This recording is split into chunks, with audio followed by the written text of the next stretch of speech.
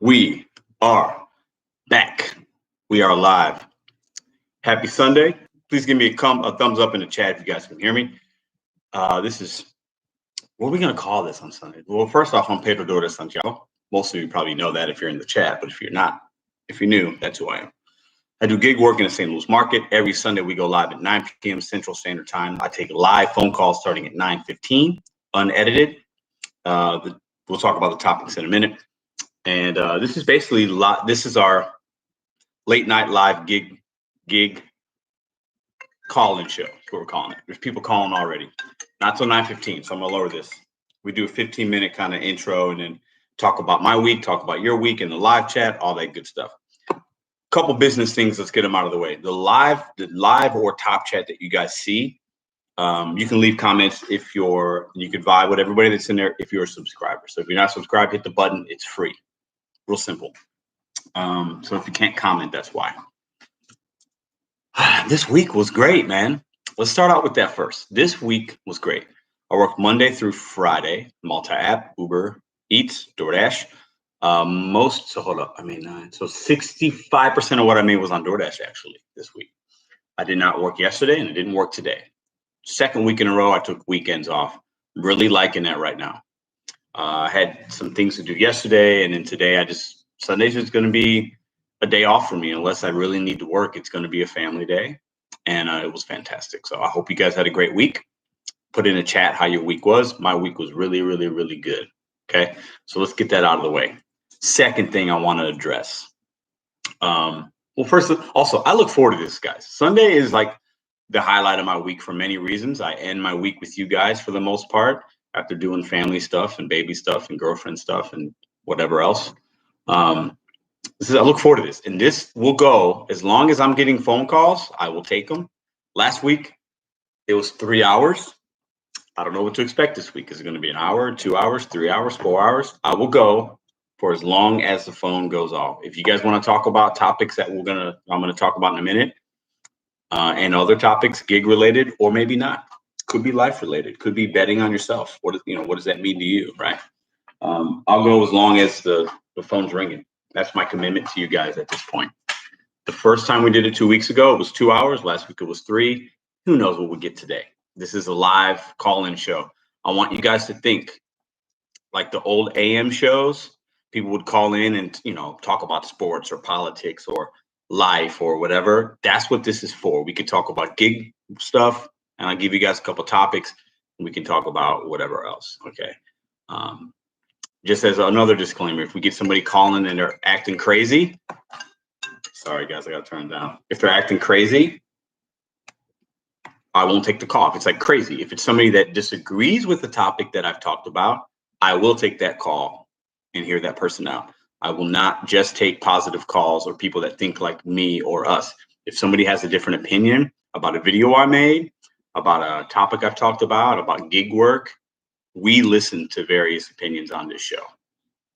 We'll never hide from anybody that thinks differently. We can have an open discussion. We can agree to disagree, or maybe you have more knowledge about a subject than I do. And maybe you can say, you know what, Pedro, I want to teach you and I want to teach the community that you help. I'm good with that. If you want to talk about just positive vibes and we want to say you agree with what I talked about and explain more, I'm good with that as well. This show is for you guys. It's not for me. It's for the people that are watching, for the 63 people and the other people that will come shortly. That's what this Sunday is about. We end our week together. We start a new week together. It's always been about that. Also, I put a poll up yesterday asking, would you consider being a member if you had this? And what a member is somebody that pays a monthly subscription. It could be 99 cents, it could be $9.99. I have no idea. But I wanted to get the pulse of the community and see what that was. 30% of people said they would consider it. 70% of people said they wouldn't. I did that on purpose. I want the people's opinion on things before I start things to see if there's either value or interest. Okay. So more on that to come. That's something that won't be starting anytime soon, or maybe not even at all. I wanted to get you guys' opinion. Everybody that hit that vote or left a comment, thank you very much. Appreciate it. Really, that's it. I had a good week. Now, also, I want to give a couple shout outs to smaller channels that I think are having some content out that I've seen that I think needs more eyes on it, because there's a lot of new YouTube content this year. Within this gig economy, or gig tubers, as Chad the Gig Economy calls it, there's a lot. It's growing rapidly because I think there's a need, and I think people have different opinions, different markets. Maybe they work different, they work different apps.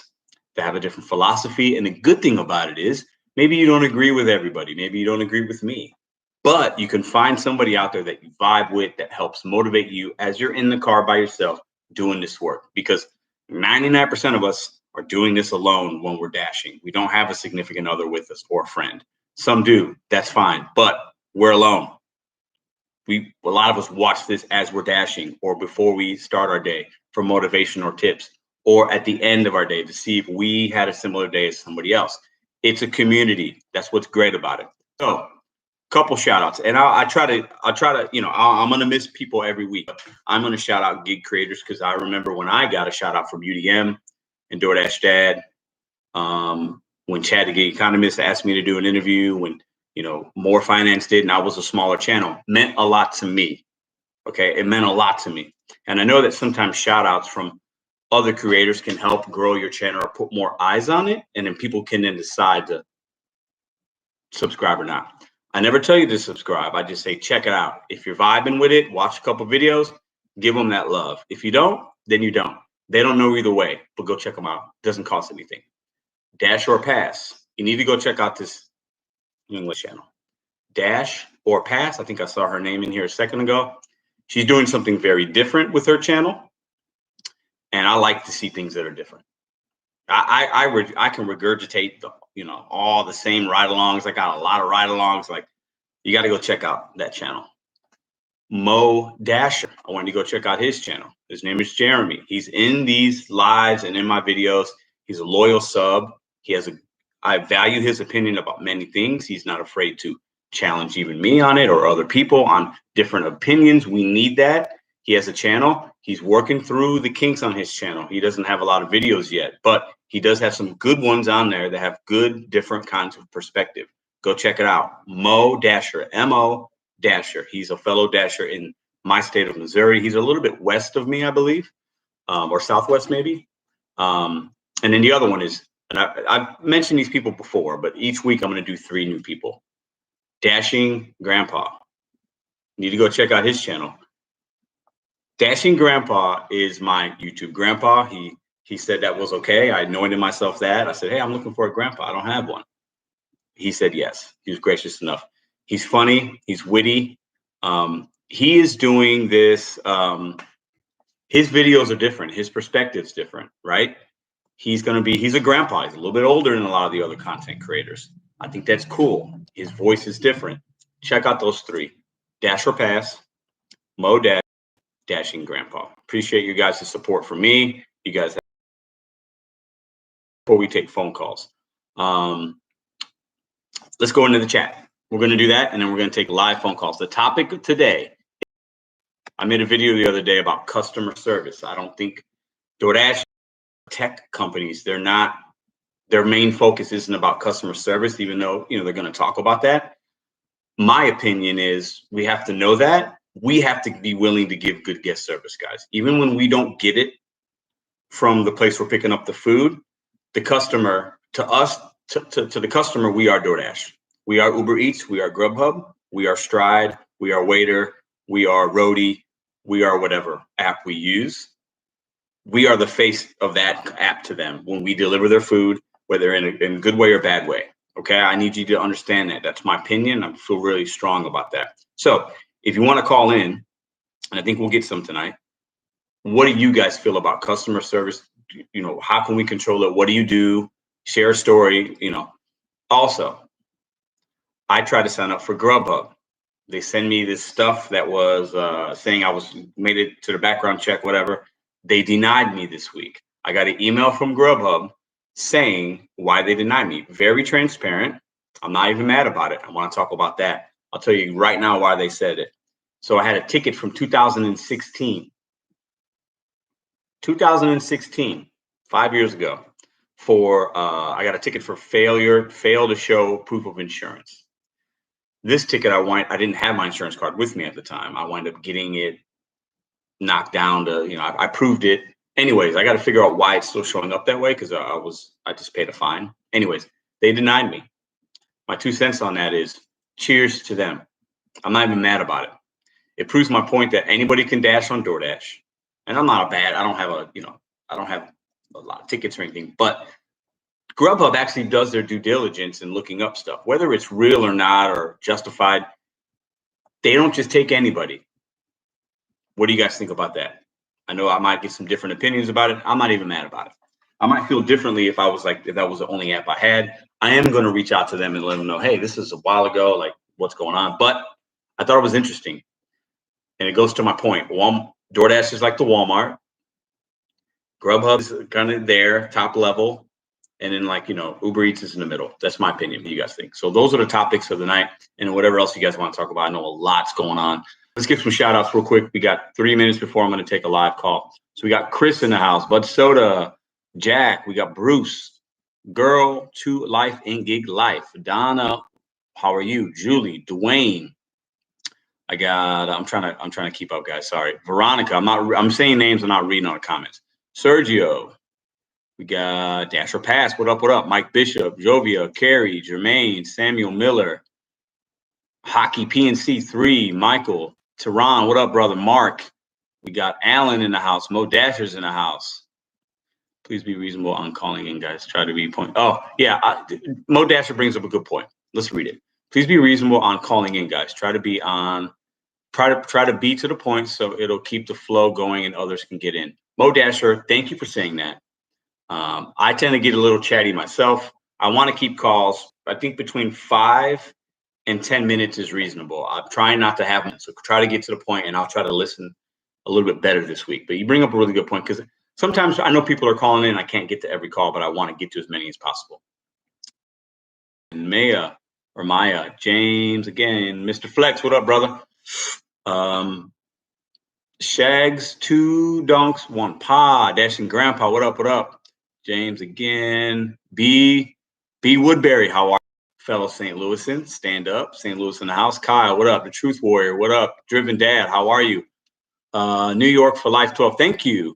Come work in NYC, made 1K in 3 days. Wow, that's crazy. I'm gonna imagine you probably work 10 hours a day or so 30 hours probably in 3 days. 1K, that's good, man. That's fantastic. James, how are you? I'm subscribed. Thank you very much. If you're subscribed and I'm reading this, you should be subscribed. Because I have it set up that way. We got James, Carrie, Drone Days, Delivering with Ellen. How are you? Dashing Grandpa is the best. Dude, Dashing Grandpa is my dude. I hope he makes it to the GiG conference. We'll do that at some point as well. Talk about that one week. Roy will be Roy. What up, brother? Because they are just like these cheap. It's all good, Roy. I did that on purpose, man. I try to be very transparent with you guys, and if I put something out there and people are talking about it, I'm going to talk about it. I have nothing like this is all good with me. Mad Ass Road Trip Cast, brother from another mother. What up, Pedro? I'll be in an update week. I'll be putting out an update video this week. Awesome. So next week, then when I do this on Sunday, we'll be talking about that channel. Some of you guys know. Kyle, what up, brother? Toyota Boys. James, Toyota Boys. You guys are awesome, man. All right, we got 118 people in here. That's awesome timing. It's 9:15 on the dot.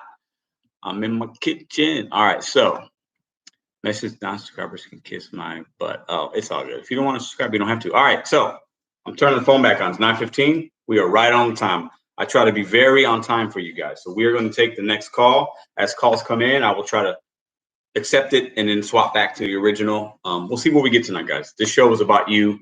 If you don't like the topics I pick, I get it. Let's try to keep it to that. At least give me your opinion on the topics, and then we can talk about something else different that pertains to your week or something you want to know about. Topics are customer service. How do you feel about it? Can we control it? What do you do to control it?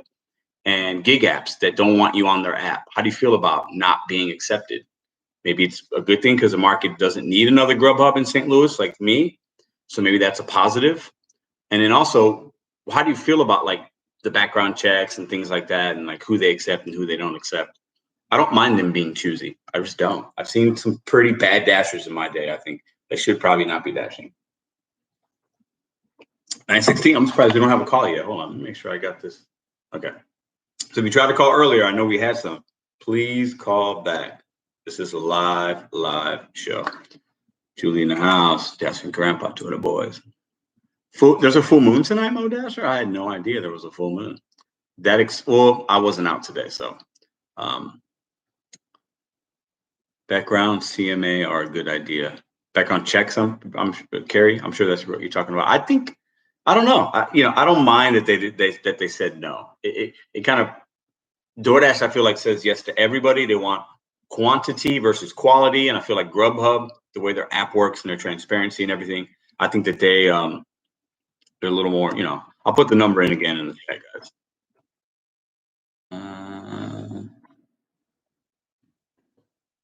Sometimes I feel like hold on. Yeah, it should be it. The number is also on the top, very, very top comment. 314-526-6232. That's the number, guys. So if you want to talk about any of that, you can definitely pin it. It's in the top. Yeah. I tried calling a bit ago, didn't get through. Kyle, you can try again. I had the phone on silent because I was, trying to talk a little bit. So you should. First caller. All right, let's see. You are live with Pedro Doordash Santiago. Who do we have on the line tonight? Hey, bro, this is T-Dong Swamp Pod. What's up, man? How you doing tonight? Good. So I wanted to ask you something a little off topic. I was wondering, can you make a video showing us like how you make your videos? Like, are you using an iPhone, a camera, the uploading, just some of the simple basics? I just started podcasting. And my co-host does a lot of the work. But, we do sports type stuff, and I don't know if you can help me do my gig work, but I got a million things I'm going to upload from being a Uber and Doordash driver. Yeah. So if you could make a separate video, I'd appreciate it. Yeah, I think I've appreciate the call. Thanks for being the first caller tonight. And I've had a few requests for that, and I'll share with you really quickly while I have you on the phone what I do. And at some point, I don't want to say, yeah, I'll do that, and then I don't do it. I think at some point, the likelihood of me doing that will probably be pretty high.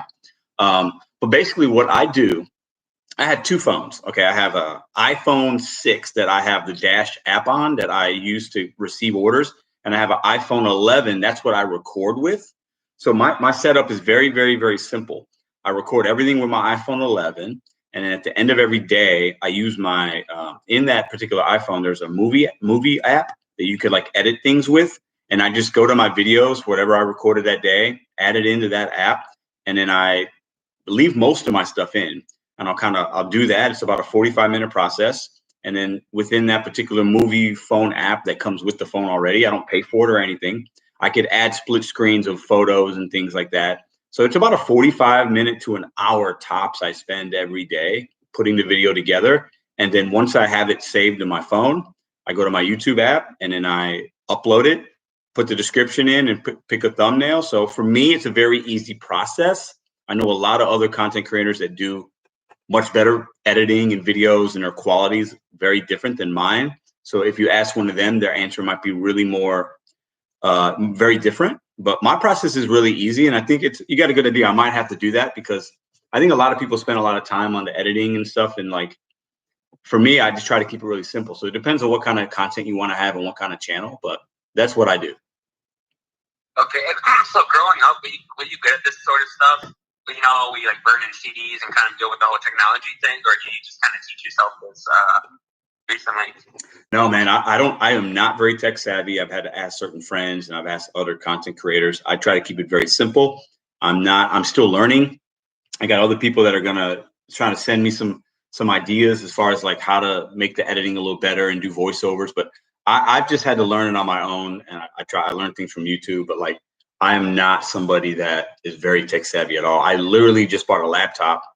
That's what I'm streaming with right now, like 2 months ago. So like I'm doing all this in real time with you guys and learning on the fly. So hey, I appreciate it, brother. And if you or any of you guys are UFC fans, check out my channel. Thank you. Yeah, man, no problem. Have a good night.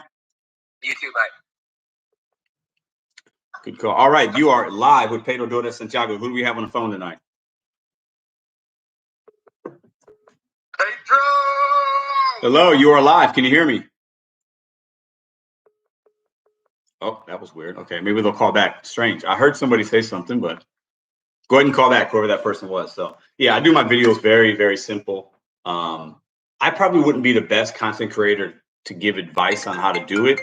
I think there are others that have much better quality type videos, but I keep mine pretty simple.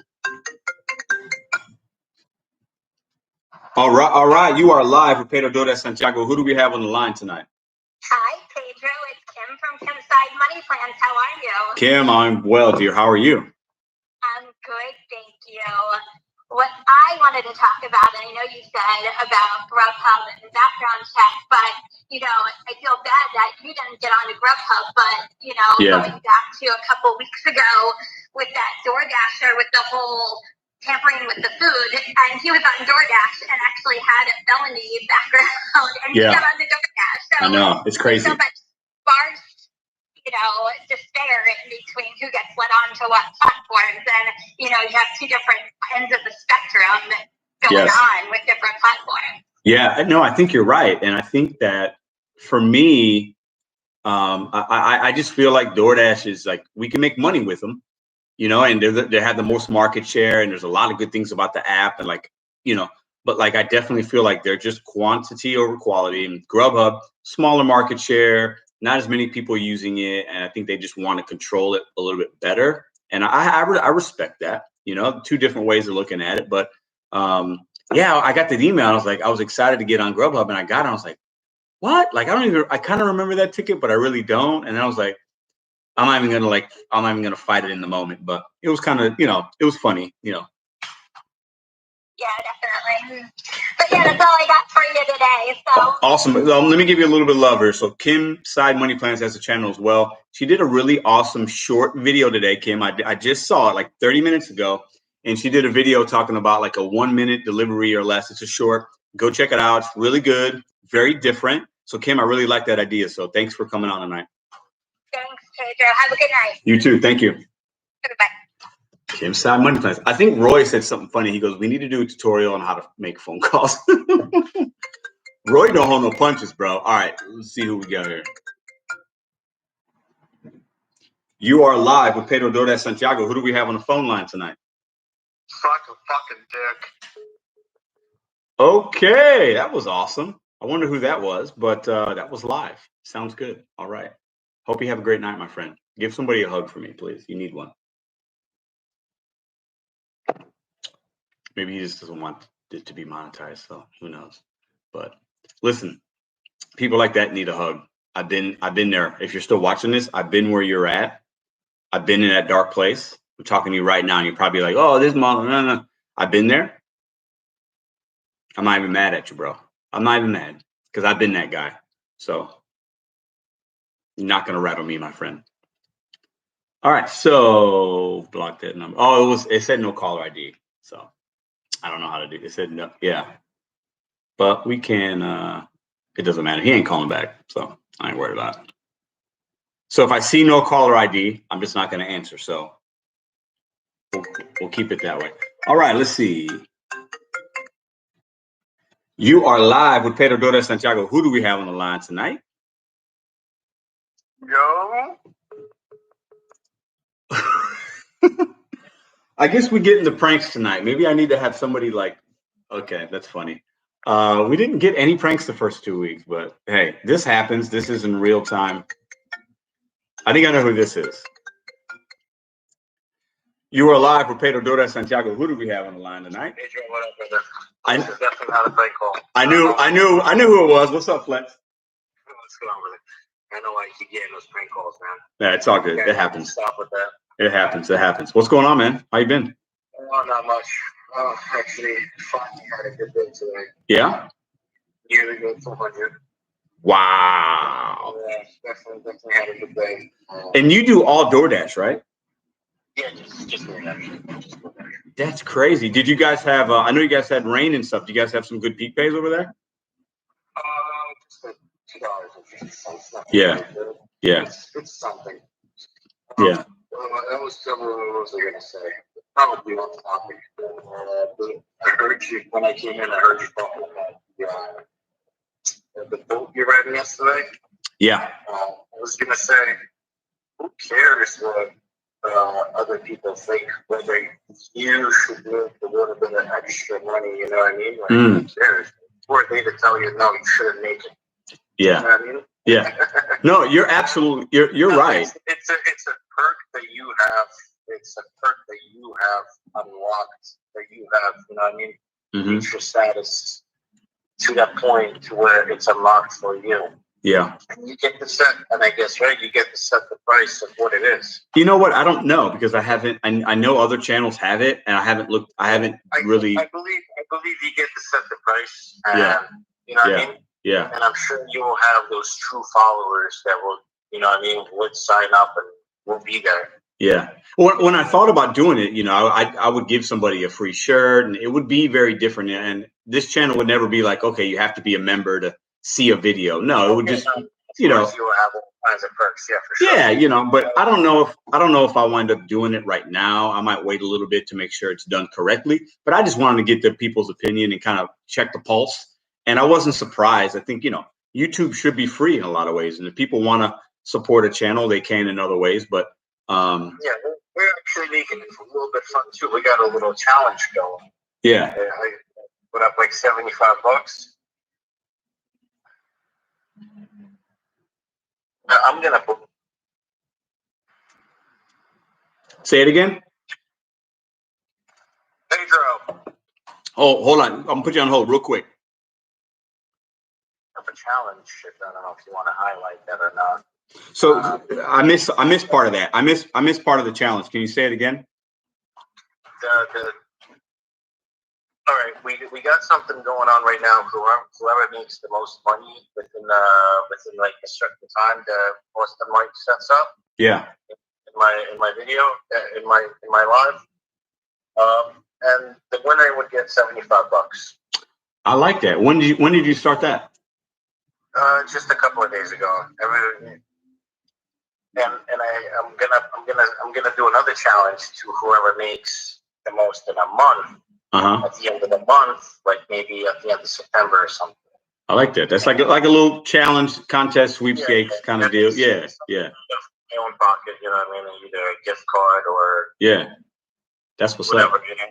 If you want to put a link to your channel in the chat, go ahead and do that. And then when I upload this video at the end, I'll put a link in the comments as well. I'll put a link of the challenge that I put up. Almost about a year ago, to where if somebody could beat my last year's deliveries, we'll win $200 again out of my own pocket. Yeah. And I'll drop that link in the chat for you. Yeah, do that, man. Hey, man, Flex, I appreciate you calling, brother. Have a good one, man. Yeah, not a problem. Thanks, man. See you guys later. Thanks, man. Have a good night. Thank you. All right, thanks for holding. You are live with Pedro Doordash Santiago. Who do we have on the line tonight? Hi, Pedro. It's GiG Cleveland. How you doing? GiG Cleveland, how are you, my friend? I am doing well. How about yourself? I'm good, man. How was your week? It was good. Good. I didn't work as much, so it was nice. That's nice. What do you want to talk about tonight? Actually, I just want to talk about today with Uber Eats. Just really, really a good shift. I only worked like 4 hours today, but I made $114. And but like I said, there were a lot of stack orders that I were getting from 2 different restaurants. But the mileage was short. They weren't huge payouts. Like I would get like $16 for 2 restaurants for like 4 miles. Yeah. But they're like $7, $8 orders, and I did like I think it was like 17 deliveries, and I think there was like 6 stacks I did for them. So wow. It was really. But the thing is, I only drove 44 miles. So 44 miles to make what you made that's a great miles to money ratio. Yeah, I was really happy with it. I mean, that's the one thing I will say about Uber Eats compared to other apps. Even though, I don't like the cross street and all that stuff. I get that. But one thing about them is that they do tend to keep you in the same area, or if it goes to a different area, they give you an order. Like with DoorDash, if you go outside the zone, it's kind of hard to get another order. Yeah. Sometimes Grubhub, they do pay out a little bit more. However, in my area, they're a little bit more slower. Yeah. So. Yeah. I think what I've only been really multi-apping with Uber Eats for about 2 weeks, right? GiG. And I used it last year a little bit, but I'm learning that when I see an offer like a 16 full miles, right? Every time I've done it the last 2 weeks, it's always more than $16. It's always like they're hiding the tips on those stacked. And I know what I've learned is it's like if my base pay for most of my Uber Eats seems to be $3, so that if it comes in as 11 and it's a single order, it's always more than 11. And then if it's a stack, it's always more. Sometimes it's $1 or $2 more. Sometimes it's $10 more, $20. But if I see an Uber Eats stack and it's a good merchant and the miles aren't long, I jump on it every time because I know it's going to pay me more than it's saying. I don't know if you have the same experience or not. Yeah, I do have that actually. You're completely correct. I think a lot of it too is the way the orders are set up too. Is like it'll say $17, and the one trip was like say $6.08, and you only got paid like $5. Yeah. But then the next one is paid more to equal it out or something, or then you're paid more. I think that's what happens. Yeah. And you know what else I like about it? I'm learning, right? Is that, with DoorDash, it gives us these times, and, like, you look at that time and you worry sometimes. The Uber Eats, there's no timing on there.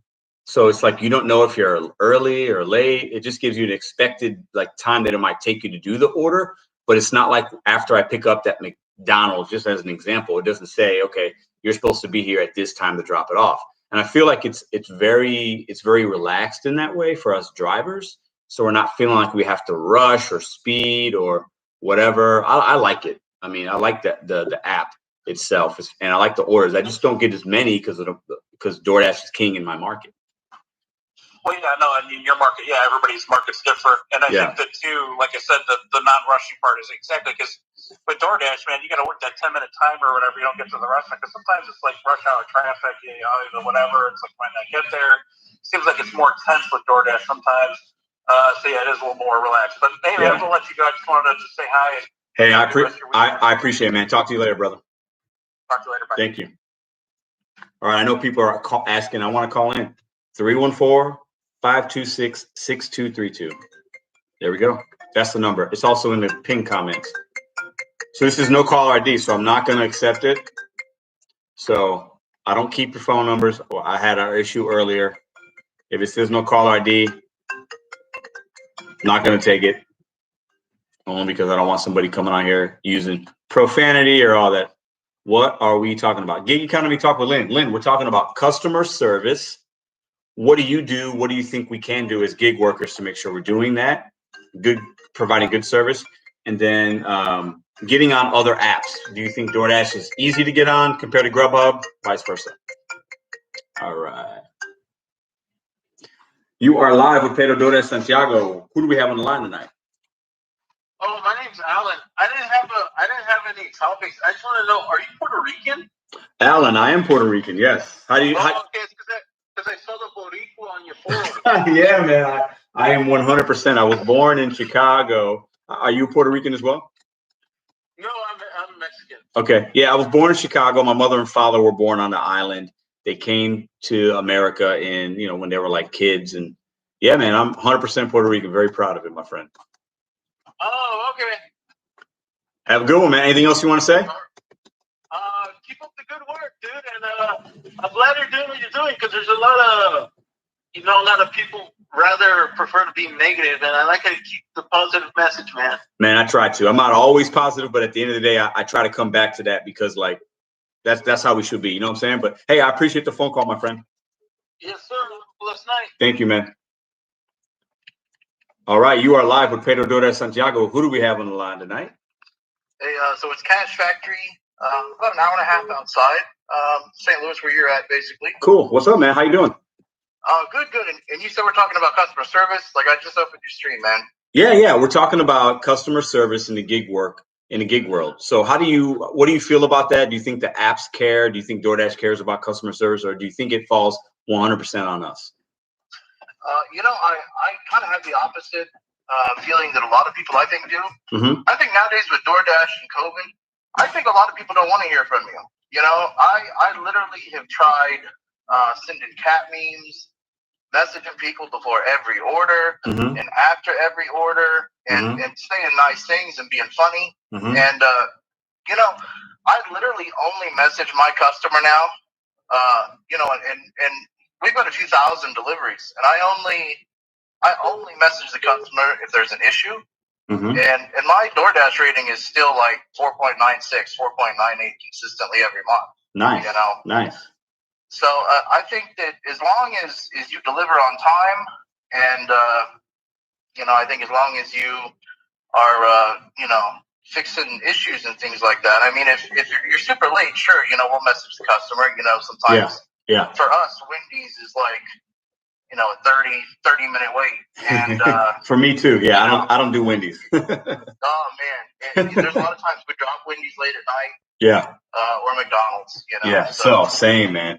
You know what? I want to keep you on the phone for a minute, if you don't mind, because I think I think you bring up a really good point. I know UDM talked about this, another content creator, about a month ago, about over communicating with our customers, right? Because they will get, some customers will keep up with the app, and it'll say, you know, Pedro arrived at the store, Pedro picked up your food, Pedro's on the way, Pedro's going to be there in 2 minutes, right? So if we're doing too much, it can be annoying, right? And I think you bring up a really valid point there, because if you're doing too much, then you're almost doing the opposite of what you intend if you're over communicating. Right, and not to self promote here, but obviously I have a channel and I'm new and I just started making videos, but you know, I kind of talk about that in a video of mine, where I think there's this thing where if you're really wanting to get a high rating, and I think when you talk to the customer a lot, I think the customer thinks, well, did they actually do a 5 or did they do a 4 or a 3 or a 2? Maybe they only did a 2. Because I think usually in the customer's mind, it's either did my food get here on time? Yes. Okay, 5 stars. Or was my food late? 1 star. You know? Yeah. And I think I don't know about your ratings personally, but mine are either 5, my customers are happy, or 1, they're just, you know, maybe they're grumpy. So I'm at a 4.98 right now. I was at a 4.99 and somebody gave me a 4. So I got 98 5s and I got 2 4s. So I dropped me from a 4.99 to 4.98. And I only communicate very similar to you. If there's an issue, I communicate. Or my advice is, if you look at those after you accept it, if you look at those delivery instructions, if there's something in there that seems off, I will ask a question before I get there, because I don't want to assume. But you know, for me, I try not to communicate too much. I do sometimes. I'm not consistent, but I'll type in like the word enjoy or something like that on like my Uber Eats ones. It gives you a spot you can type something, and I'll say like enjoy, or you know, I don't really say thanks for the tip unless it's a hand to me.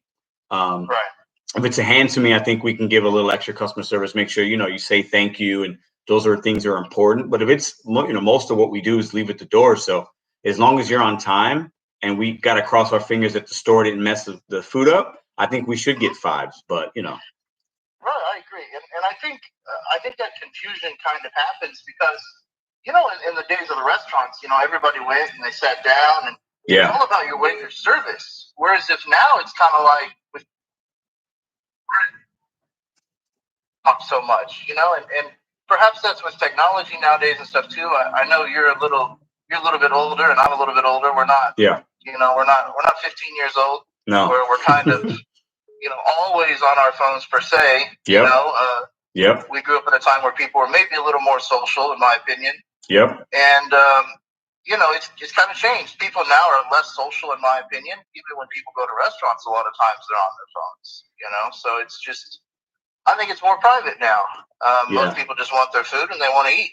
You know? No, I think you're right, and I think sometimes us drivers, and I'm guilty of it too. At times, we overthink this. Like we just, you know, really, we're just picking the food up, dropping it off, making sure the delivery instructions. We do that. We get it to them safe. We follow the delivery instructions, and if we do that, 99 customers out of 100 are going to be fine with that. But it's when we don't read the delivery instruction, or if it says don't ring doorbell and you ring doorbell, you should get a 1 star, in my opinion. Like, because you know, I have a baby.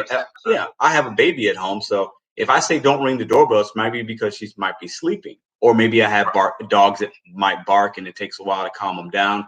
So I think sometimes as drivers, we do too much, and we got to make sure we're, you know, just do enough, get them the food, and keep it moving. But Hey, man, I appreciate the phone call, and I appreciate you talking about the topic, my friend. Yeah, thanks for having me on, man. I appreciate it. Big fan of your channel, and you're awesome. Thank you, man. Have a great night, brother. Thank you. Bye-bye.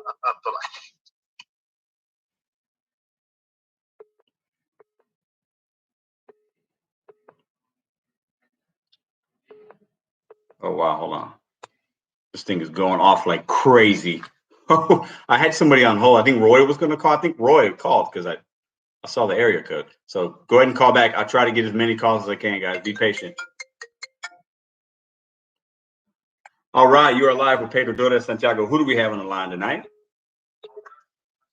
Hey, what's up? It's Michael Lee. I think got you last week. Hey, how you doing, my friend? I'm doing great. So, coincidence, you're talking about customer service. Yeah. I had an incident tonight where a customer had a wrong address. Okay. It said one address, and I get there, and it's parking lot, parking garage. Uh-huh. So clearly, I'm like, well, this can't be right. So I go back to my car, call, support, and I sit there for about 7 minutes waiting, and it says they have high. So I figure I'm going to drive to the place anyway. Just drive out there because I know they'll give me extra or something for my time. Right. So I get there, and as soon as I get there, it took about 15 minutes, and then as soon as I pull up, they answer the phone, and they tell me that they can't give me any extra money because it's out of the delivery zone. Wow. And then the next time that happens, and I have trouble delivering the food or getting a hold of customer service, I should just leave the food in the street and take my picture. And so that's what the agent told me. So you know what? Thanks for sharing that with us. And I'm sorry that happened.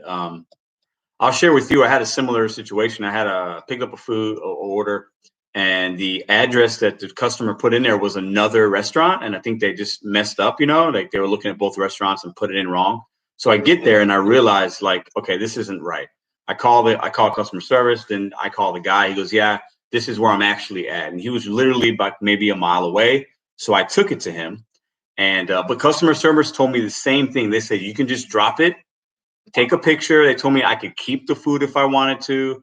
I wound up getting it to the guy because he was only a mile away. But yeah, I mean, I think DoorDash, they don't care. And I think us drivers care more than they do. But part two, I did something that I said I would never do. Because it was a no-tip order. It was a stacked order. The first order was a $10 order, $10.75, and the second one was like a $5 with a little 2-hour kickback. Yeah. So I called the customer and I informed him. I said, hi, yes, you gave the wrong address. I explained to him the mileage I drove, and I said, I'm not asking for a tip. I'm not requesting for a tip. I'm just explaining to you how the system works. You didn't tip me. Had I found out that you didn't, I could have left the food. I would have left your food at the other location. Yeah. Based on the fact that you didn't tip me. What? And he was like, oh, I'm so sorry. And he gave me cash. And he said, I tip cash. I said, sir, don't tip cash. It affects your order. Just go right put it in the app. Just put it in the app. Yeah, just put it in the app. Like you have to, because yeah, we're not going to wish and pray on a cash tip. And when we get them, I just think that's a bonus. You know what I mean? Exactly. But I think you got to be careful with what we say to customers, because some people may take it the wrong way. But at the end of the day, you were educating him, right? So now he knows. I informed him I'm not requesting a tip. I feel that's rude. I'm not asking for a tip. Right. Very clear. Right. No, I think that I appreciate you sharing that. I appreciate you being honest with us too, because it's not always easy to do that, man. I appreciate it, and hopefully that doesn't happen again, my friend. I appreciate you. Have a good one, man. You are live with Pedro Doordash Santiago. Who do we have on the line tonight? You are live. Who do we have tonight? Hello. Is this Roy? Yeah, this is Roy. Roy, what's up, my brother? Hey, not much, man. Just over here chilling. I see. What do you want to talk about, friend? No, I just I want to say hi, make sure everybody keep their shoes tied. Listen, man, hold on. Can I give you my 2 cents? Okay. So first off, that video was hilarious. You need to do more videos like that. Like that video, it has to go viral at some point, because you don't see that kind of video on YouTube a lot. And I thought it was hilarious. I saw the video that you were talking about. I had seen it, like, I guess maybe the day before, maybe that day, I can't remember. And I didn't think about how you did. And then I thought back, I was like, Okay, hold on. Do we need to talk about that? Do we not? And I thought it was funny though, man. I gotta say, like, and then for you to sit there and you did 2 shoes was like even better. Yeah, right. The high top for the top dashers. High top. They need that extra support when they're jumping over other. Oh my God! For the top dashers. Oh my God, that's crazy. Yeah, I think man. I might have to do one on how to use the telephone because seems like some of your callers have issues there. I mean, roast me if you want, because I can't even work my damn phone right now. So I mean, yeah, please make a video on how to accept phone calls. I think we need that. Yeah, right. I just want to call and say, hey, what's up, everybody? See how everybody's doing. You good, brother? Hey, man, I appreciate you supporting the channel, my friend. Thank you. No problem. Anytime, man. You guys have a good night. Talk to you later, brother. Bye. So that is Roy. Will be Roy. He's in the live chat. He's got a wrench next to his name. He has a channel. Roy keeps it real.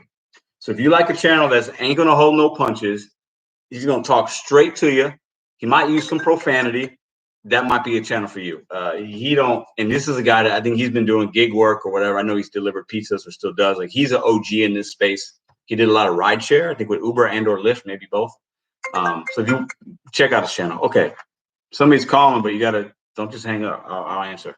But all right, who do we got here? All right, let's see. You are live with Pedro Doordash Santiago. Who do we have on the line tonight? Lynn, how are you? All right. How are you doing? I'm doing. Hope everybody in the chat doing well as well. Yes, we are. Just got finished with my shift. So, you on live. How did it go? How did you do today? Oh, it went nicely. I did every app that I have in my repertoire. Wow. So, okay, if you don't mind, can you share with us what apps you have? Okay. I did Spark as Walmart delivery. There's Uber Eats, DoorDash, and Grubhub. So you did all 4 today, and you got orders on all 4? Yes. Wow. So, Lynn, I think you like Spark. Is that your preferred one? I think we've talked before. Is that accurate or not? You know what? It will go in second place. Sometimes it's almost at first place. So it's a lot of bonuses. So I do grocery or item delivery, of course, from Walmart. So I do I'll get the .com, which may be one item in there. I like those. Yeah. I may get 2 or 3 of those, and then boom, next morning, I wake up, it's chips waiting on me. I love it. It's I've done some Walmarts. I don't do them anymore, but it is nice I have been tipped afterwards. For me, it's been a little while, but I'd get a tip even a week later sometimes, and it'll be like a $7 or $10 tip. And it's like a bonus. It makes you feel good, you feel like you're making money and you didn't do anything because you already did the work, which is nice, Yeah, sweet.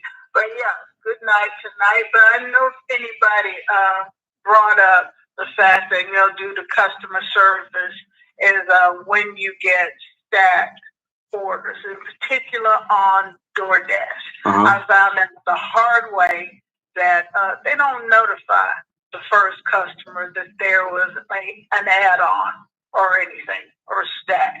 And so I started doing that for the other customers, whoever would be in second place for delivery. Let them know in advance, and I've gotten a lot of appreciation for that, good ratings, and some extra tips. That's interesting, because I feel like I can see how that could help, and I think there are other people, Lynn, that say, well, I don't want to say anything. I don't want to start no problem if there isn't one, and so I feel like it can go both ways, but if it works for you, that's all that matters, right? Yeah. Well, the only way I say that I learned the hard way with that is that I got somebody calling me, say, why are you going the opposite direction? Yeah. Delivering. And so that's why I added that. Yeah. To let them know in advance. And one person I got offered extra money. I'll give you extra money if you drop it off. Well, you know what you can do, and some people don't know this, because sometimes, or a lot of times, you'll have one order and then they add a second one, so it doesn't start as a stack, and then the first order DoorDash will have you deliver that last, right? And sometimes it makes sense because of proximity of GPS or whatever, but other times it doesn't. Like I've noticed, and you can jump to task and you can deliver whichever one you want first. So if you wanted to deliver that first order first, just out of like general principle, you can, but then it might add a little bit of time on your route, but you can hit the jump to task. I've had to do it a couple times. That's true. But I was just wondering why are you going there? It really was that the second order did come considerably later. Yeah. And so, and like you said, proximity. I was closer to the first person. Right. Than I delivered to. So I get, and I like that option that you can jump to task. And I have done that, picking up an order. Like I said, when we go to the first restaurant, they're not quite ready. Yeah. And then, hey, the next restaurant is, down the block a little bit. So I'll walk down to that, one of those, drive across the street, what have you. And that's a restaurant that usually has the orders ready. Mm-hmm. And I have done that and then come back to the first restaurant. So I do love the jump to task. Yeah, I've used it. I think it can definitely come in handy. I don't use it a lot, but I've definitely had to. So I do like how the app has that in there. But I do wish they would let the customer know, like, okay, Pedro had this order. He has another order on his route. Your estimated time is here. I wish they would do that, but I think they just want to not be transparent because they just want the customer to keep ordering, and they don't want, because most people might not even find out, Go in the opposite direction. Yeah. It's crazy. It's crazy. It's crazy. Yeah. I mean, because some people, I don't think a majority of them, but I do think some people will follow that navigation of the driver, and they're looking at it if they're waiting for the food. And it could be definitely disturbing if you notice my driver is like 2 miles away driving north, and he should be driving south on that road. Like, that's super confusing, so. So that's what I do that to head off any problem, and that has worked for me. It may not work for others, but it really has been beneficial because it was an ugly situation. Yeah, I bet. I was victim. I said, hey, look, I got this ad all what? Yeah. I'm not, and that customer, they were upset. No, because they, last one wondering why I was going the opposite direction and wondering why, then, I'm not delivering that particular order now. Even though it was a considerable distance between the first order was around the corner from the restaurant. The second order was maybe about 6 miles. Yeah, it could definitely add, sometimes it might only add a couple minutes, 5 minutes. There are times I had a stack, it'll add 20 minutes. It's like the first customer is getting their order 20 minutes later than if they didn't have a stack. And that's not fair to them. But Lynn, I appreciate you calling in. I'm glad you had a great day today, and hope to talk to you soon. Thank you. Okay, take care. All right. All right, you are live with Pedro Doordash Santiago. Who do we have on the phone tonight? Hey, this is Dewey.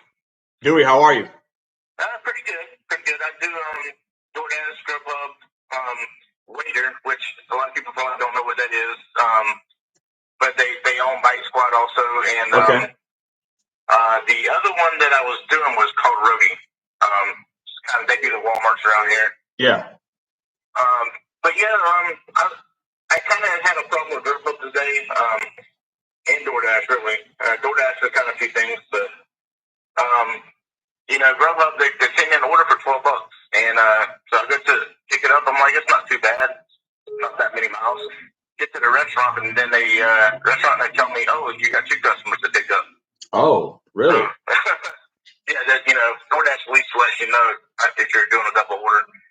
So hold on 1 second. So I know DoorDash and Uber Eats will show you that there's 2. You're saying Grubhub will just give you the mile. They give you the dollar amount, and I know sometimes they're giving people's miles now, but they don't let you know if it's multiple orders. They did not let me know that I was picking up 2. Called them. After that, I didn't do any more Grubhub today.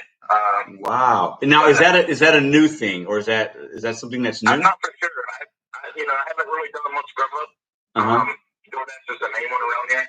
And so I just started, and Uber Eats is kind of slow. They're trying to get off in this market, but it's real slow. So it's in Alabama, so yeah. But I did find out something with DoorDash, and I do catering orders. You got the Easy Cater, which when they send you the amount, it's the amount you're going to get. But the large orders that you were talking about a couple of weeks ago, that with the catering bag and stuff. Yes, yeah. So I had these repeat customers all the time, and it's usually around $20, $30 payout. And so I accepted, and I realized who it was, and you can see after you accept it, who the customer is. Mm-hmm. And I said, oh, this is going to be a good one. So it was $13 it shows because they usually have the tips. When I get to drop off, it's $13. And I said, something's going on. So I had another customer as a repeat customer. That was also when I dropped their food off. It's the same thing. It's the same thing as the acceptance. It was $13. So I get on the little chat thing with DoorDash, and the support agent told me that you're supposed to actually have $22 from this person and $22.50 from this person. And so I think, do you remember how they kept changing I guess something with Terra? Yes. That was going on a couple months ago. Yes. So they changed the way they send you your payout. So this is a good way, in my opinion, that they're able to not really send you all your money that you're owed, but they're saying that they're going to send it to me direct deposit. That hasn't happened yet because the direct deposit is tomorrow, or goes in tonight. Yeah, it goes in tonight. So, that's crazy. But it is something to watch out for, especially on catering orders. And the way it came in, it doesn't show that you have the extra tip. It shows what you really got. Like they show you the half of your tip. So when you're looking back at your paperwork, they can come back and say, nope, you didn't have an extra tip. So it's something I think they're trying to pull, and it's just we're just going to have to watch out for. Shady. We're going to have to, and I haven't done a catering order yet. I've done some big ones, but not classified as catering. And and DoorDash, man, they hide it's crazy. It's mind-boggling that they do what they do. Obviously there's business reasons as to why, but it's just it's so shady. Oh yeah, and also because I had a contract violation a couple weeks ago, I usually record all my deliveries. So I'm investing in the body cam. Today, they wouldn't remove that one because it was a hint to me. They would not remove that from my violation, even though I texted the customer, told me he was outside, and I verified his order. So today I made sure my camera was working because this is weird. It said, and it text driveway. So you said something about it. What do you say about the text? Okay, the customer said he was outside, and when I got out of the car, this was a couple weeks ago, I verified that it was the customer. I could not record that day. If something was wrong with my phone, it wouldn't record. I guess I was low on storage space. Okay, yeah. And so about 20 minutes later, I get a violation, and they would not remove that one. So today I had it was a leave at door, but it said some weird stuff in the instructions about they don't have house numbers and this and that. So I actually recorded walking up to the house with my phone. And then when I get to the door, I put the food down, I switch over to the camera, take my picture, send the text, and they complete delivery. Well, about 20 minutes later, I'm getting my phone blowed up by this customer saying he didn't get his food, or they didn't get their food. So I actually I was able to get a hold of support, and I sent the video, I sent the picture that I took, and I sent a screen, like the Google Maps. You can type the address in that you want to, and it pulls up the picture of the house and all that. I sent that, and I called them back. So that customer is actually getting banned from DoorDash. I mean, they should, and good for you for doing that. And I think we all need to. Some people use like the timestamp app, or people record, or I always recommend if it's weird instructions, like it says, hand to me, but then they type in leave at door, or vice versa. I use a text app, the in-app texting or communication. Because DoorDash keeps a record of that, and I try to do that as well. The reason why I want to go to Buddy Cam is because a lot of these customers here, it says just leave it door.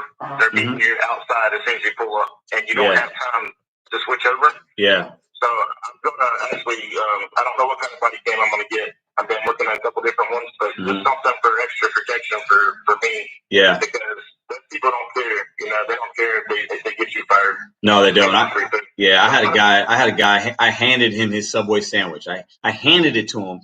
10 minutes later, I get an email. This was months ago.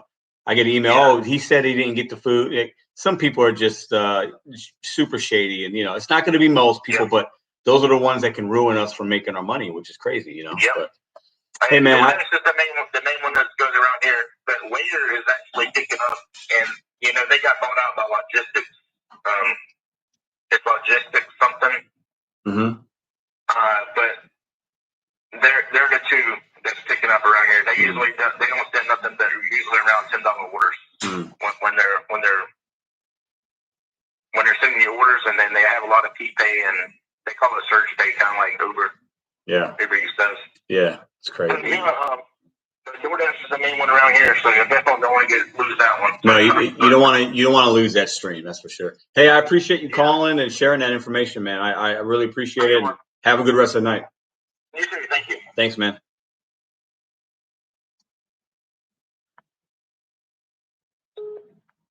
Oh, we got another one coming in.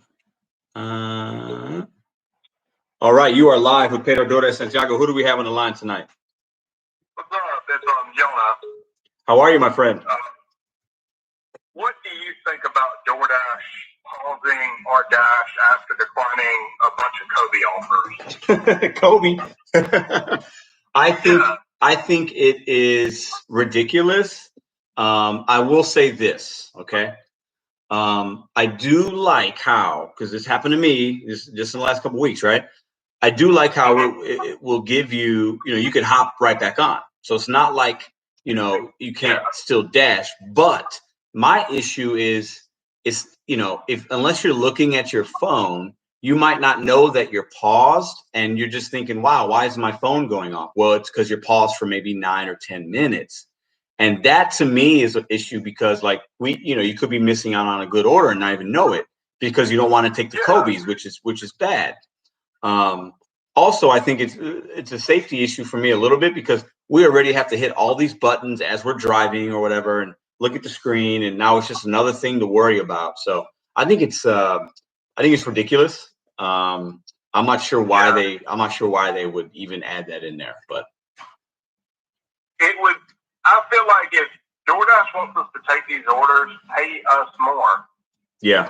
Every time I get peak, my acceptance rate goes up. I wonder why. Yeah. Because I'm getting more money. Yeah.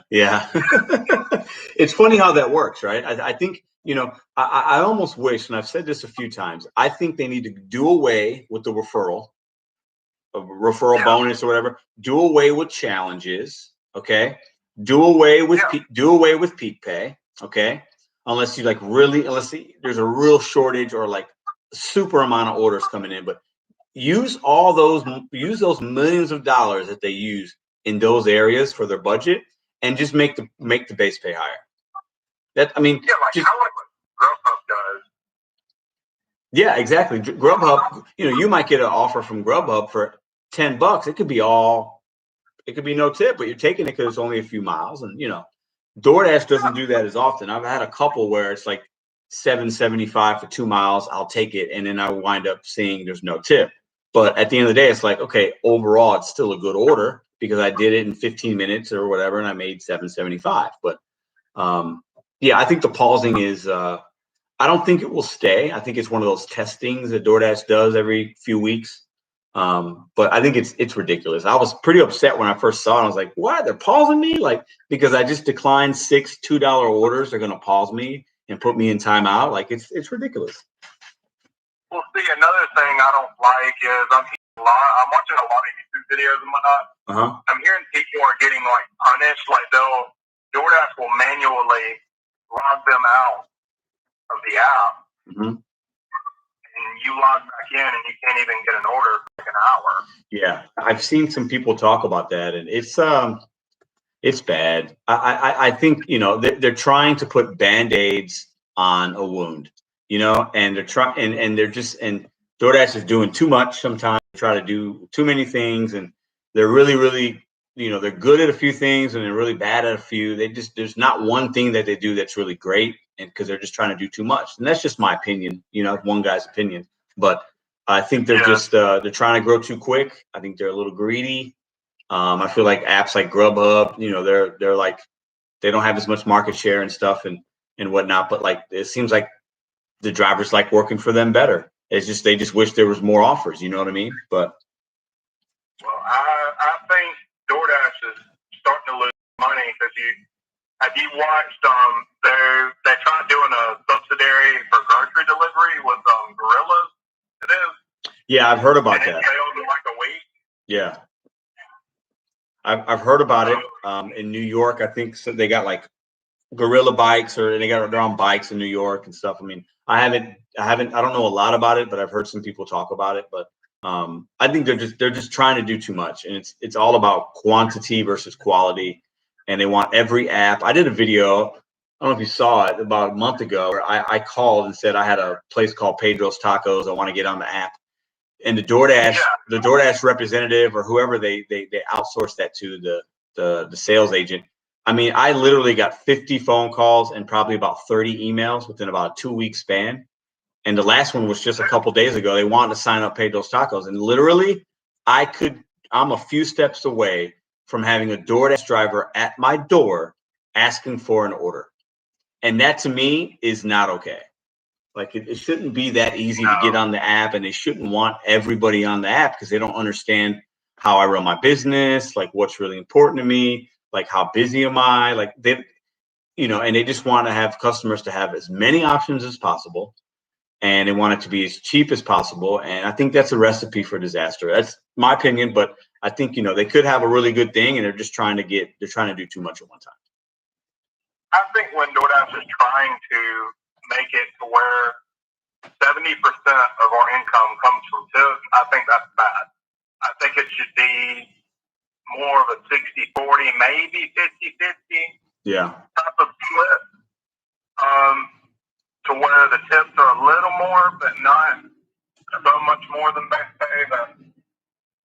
Because what happens there is, well, I'm going to theoretically say 60% of customers don't tip. It's a big number. You think 50%? Yeah. 50. Okay. I think it's, I don't know. I wonder, coming from like with food delivery, you're probably pretty accurate from like the service as far as like restaurants that I've managed and worked in. I think it's probably 10 to 15% of customers that don't tip. When you go out to eat, most people tip. I believe that. But like with food delivery, I think you're probably pretty accurate because there's so many service fees and delivery fees, and the customer doesn't know what we're really making. So they feel like, well, I just paid 4 fees. I don't have to tip, right? Because the driver's probably getting that on, I put my tip within those fees. So like if I'm ordering a $20 meal, it winds up being $35 with the fees. I feel like, okay, that $15 got to be going to the driver, right? So I think you're probably pretty close, but it's hard to say because I just, there's so many orders and everything now. We can get everything so quick. It's so easy. If I wanted to order a pack of candy from 7-Eleven, I could do that right now. It could be at my door probably in 20 minutes. And I think that's crazy. There's too many orders. Like we have too many options. Yeah. And not to mention, like, if you order a McDonald's or something like that, and then it's like, well, do you want to get something from 7-Eleven? Yeah. It's a lot, man. It's just they're making us more lazy than we need to be. But hey, man, I appreciate the phone call and appreciate the insight, my friend. All right. Thank you. Thanks, man. Have a good night. You too, man. All right, you're live with Pedro Doordash Santiago. Who do we have on the line tonight? Hey, it's the username Bud Soda. My real name's Johnny. Hey, Pedro. Bud Soda. Good to actually talk to you. Yeah, but I know that name, man. How are you? You're very loyal on this channel. I appreciate it, man. How you doing tonight? Pretty good. 12-hour day. Multi-acting between a promotion on Instacart and doing DoorDash 300 tips a day. Wow. I appreciate the call very much. Customer service, speaking of the devil, my very last order I dropped off heading toward home is barely over $1 a mile. Mm-hmm. And I always ask for 5 stars and thumbs up. And I let them know, I talk a lot more than you, apparently. Uh-huh. I let them know I'm waiting, what the holdup is, they give me an estimated time, and they said, already done. They already gave me 5 stars and all that, so I should see that tomorrow. I'm really excited about that. I'll say, if you want to keep your ratings up and avoid the bad ones, do not take those low balls. Just decline. Because that's going to get you in trouble. Yes. Yes, those orders, and we can't, it's hard. I probably delivered to probably 10 or 12 people that haven't tipped. And most of the time it's on the stack or in the beginning when I didn't know any better, or if the base page is so high and I didn't catch it, But like those are the orders that you're going to get maybe a contract violation. They're going to be super needy, hard drop-offs. They're not ready for their food. Like there's always issues with people that there's going to be more issues with people that don't tip because they just don't have that respect factor for what we're doing. And, and I agree, man, you gotta try to stay away from those at all costs. I say you went on a stack. I think it was within a week. One of your videos, you went up 15 floors for a tipper on a stack. Dude, that was it was so hard. Dude, it was a burrito, one burrito for a lady for lunch, and I knew she probably had been waiting, and they stacked it. So I had one good order and I didn't catch it. My fault. But then the delivery instructions, like 15th floor, it said leave it door, and I asked her like, you want me to leave which door? Like, no, I'll go ahead and bring it up. And then I couldn't find the building because the GPS pinged me wrong, like, which wasn't her fault. But yeah, and then like she just was like, thanks, and then she was just like nothing. Like, you want me to come up 15, and and she knew like I had to like put a quarter in the machine to park, and like there's nowhere to park, and like people like that are just like, that's just a different kind of person. That's a true Karen in my eyes. But that's my opinion on that. Like that's just just come on. You can't tip me $2 to go up 15 flights of stairs. You know what I'm saying? Like that's just crazy. I mean. So anyway, I don't know how many of those videos you have. I got 17 of those, 100 5 stars.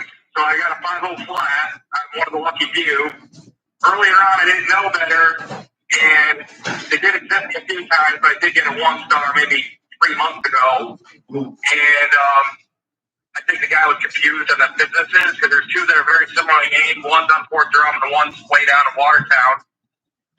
But anyways, just speaking of the subtotals, they zero them out now. But I called 9 different orders where I knew it was going to be a hidden tip, and they were hidden tips. Yeah. And I was like, yeah. It's fun, and I don't mind it. I don't mind. Like I could find those hidden tips. When you do it long enough, it's actually really easy. It's not rocket science. It's not. There's like 2 or 3 things to look for, and I can guess within $1 or 2, but 99% of the time. And it sucks though for people that are newer, and you might be missing out on some good offers. But like the subtotal thing didn't freak me out as much. It's just one thing less to be transparent about. I'm not surprised, but like the subtotal, I think they'll wind up coming back. I think DoorDash tests a lot of things and just to see. I think then my opinion, in the next couple of weeks, I think we'll see the subtotals again. What do you think? I hope so. I think they're just trying to kill par out. Yes, I think so. I think it's a very dirty move for them to do that. Like, come on. It is. It is dirty. It is dirty. But I think that these people have meetings and they sit around and they make these decisions, and it's dollars and cents, man. It's all right. If we do this, yeah, we're gonna piss some drivers off, but hey, they're not our employees. Like we don't owe them anything. They could decide to dash or not. You know what? We're gonna save $1 million this month if we do this. Yeah, let's go ahead and do it. And all their decisions are gonna be based on that. And we just have to know that and do the best that we can. Well, what about the customer who ordered $200 of food and they obviously had a tip? Yeah. And so the tip might be $18, $20. Like if let's say 18 is over $20, and then the order just keeps getting passed around because maybe it's a long distance or something, like 7, 8 miles or whatever. Yeah. And all DoorDash will show you is $6 or $7, and he gets passed around. And these poor people are going to be waiting an hour for their food. Yeah. When they tip, like, hey, they're good. You know what I mean? I'm trying to watch my language. No, you're good. No, you bring up a great point, because then it's almost like if I'm a customer, right, and I tip $20, right, but then my order is a little later than it should be. What's my incentive to tip $20 the next time? Right? Like, so it's kind of like they're screwing the customer. And that's, I mean, that video that came out, I think yesterday or whatever, I was like, they just don't, it's not, their customer service level is non-existent in a lot of ways. And they, you know, that's why I think got to do what we can do to kind of make sure we give good service and we inform customers about things. And hopefully people can understand like how the app really works so that they can make a good decision, and they can, you know, put in the delivery instructions, hey, I left you a $20 tip. That way we don't unassign it if it's a little long, you know. And eventually some customers will learn what we're looking for and how we can better serve them. But because DoorDash isn't going to do us any favors. Like, they're just not. So. Yeah, I get some usuals here and there between Instacart and DoorDash, and they recognize my name now. But they like it's rough. And some customers, like you were hitting on it with Roy earlier, some customers you'll walk up, you know, you'll try to explain to them, you're more doing it to safeguard them, and so the good dasher can get the order to them better and faster. You just roll your eyes and sigh like, oh, why are you telling me that I just want my food? Like, they don't care. No, they don't. The thing is, they don't realize you're trying to protect them. It's something else is a side benefit. Yeah. Yeah. But I think a lot of people too, when they order things, especially on the app, like if I go to my DoorDash app right now to try to order something, right now it's what, 10:18 in St. Louis on a Sunday. Every merchant is going to say 60 minutes or so. So I know it's going to be an hour, you know, and I think some people are just used to waiting now longer than ever. Those days of like a pizza in 30 minutes or less, that places can't, and they won't guarantee that anymore. Like, everybody's just so used to waiting. You know, you used to be able to go to McDonald's in the drive-thru. It took you 5 minutes. Now it's going to take you 15 at least, right? At least.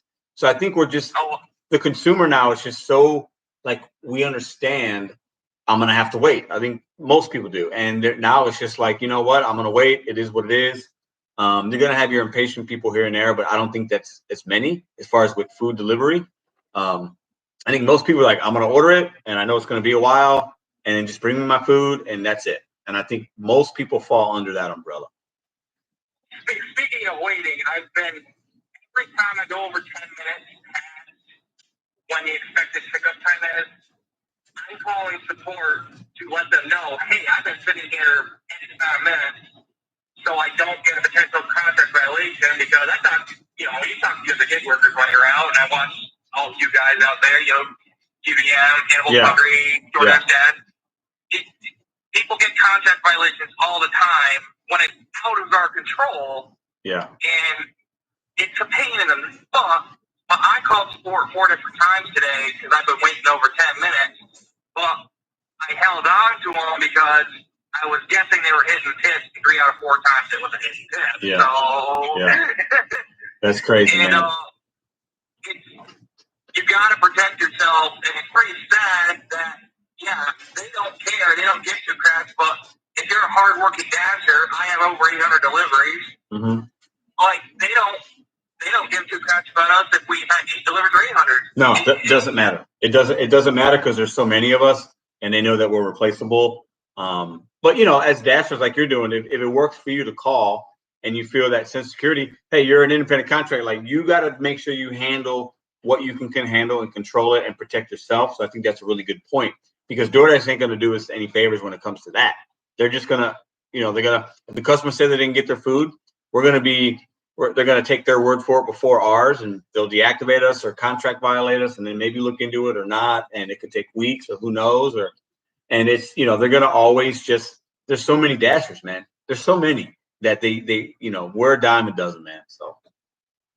They can see that you texted or messaged, and I know they changed it, which is kind of annoying.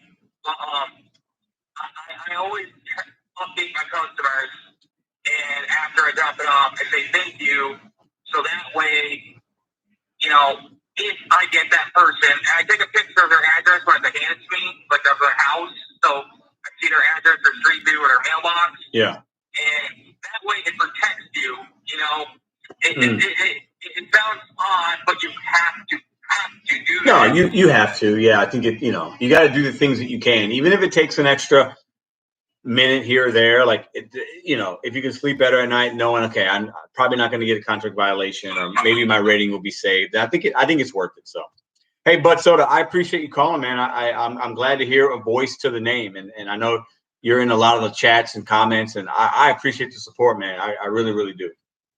I recommend a lot of people to you, Pedro. Thank you. I appreciate that. Thanks, man. Have a good one. You too.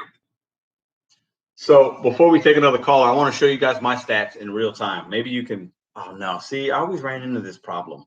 But you can't see it because of the light. I don't know how to change it. I was going to show you guys my stats. I guess I'll read them off. 498 customer rating, 18% acceptance, 93 completion, 93 on time, 3,992 deliveries. You are live with Pedro Doordash Santiago. Who do we have on the line tonight? Prank call. Looks like he was doing farting noises. So those are my stats. I was trying to get to a 5.0. I was at a 4.99, and I got a 4. Somebody gave me a 4 on Friday.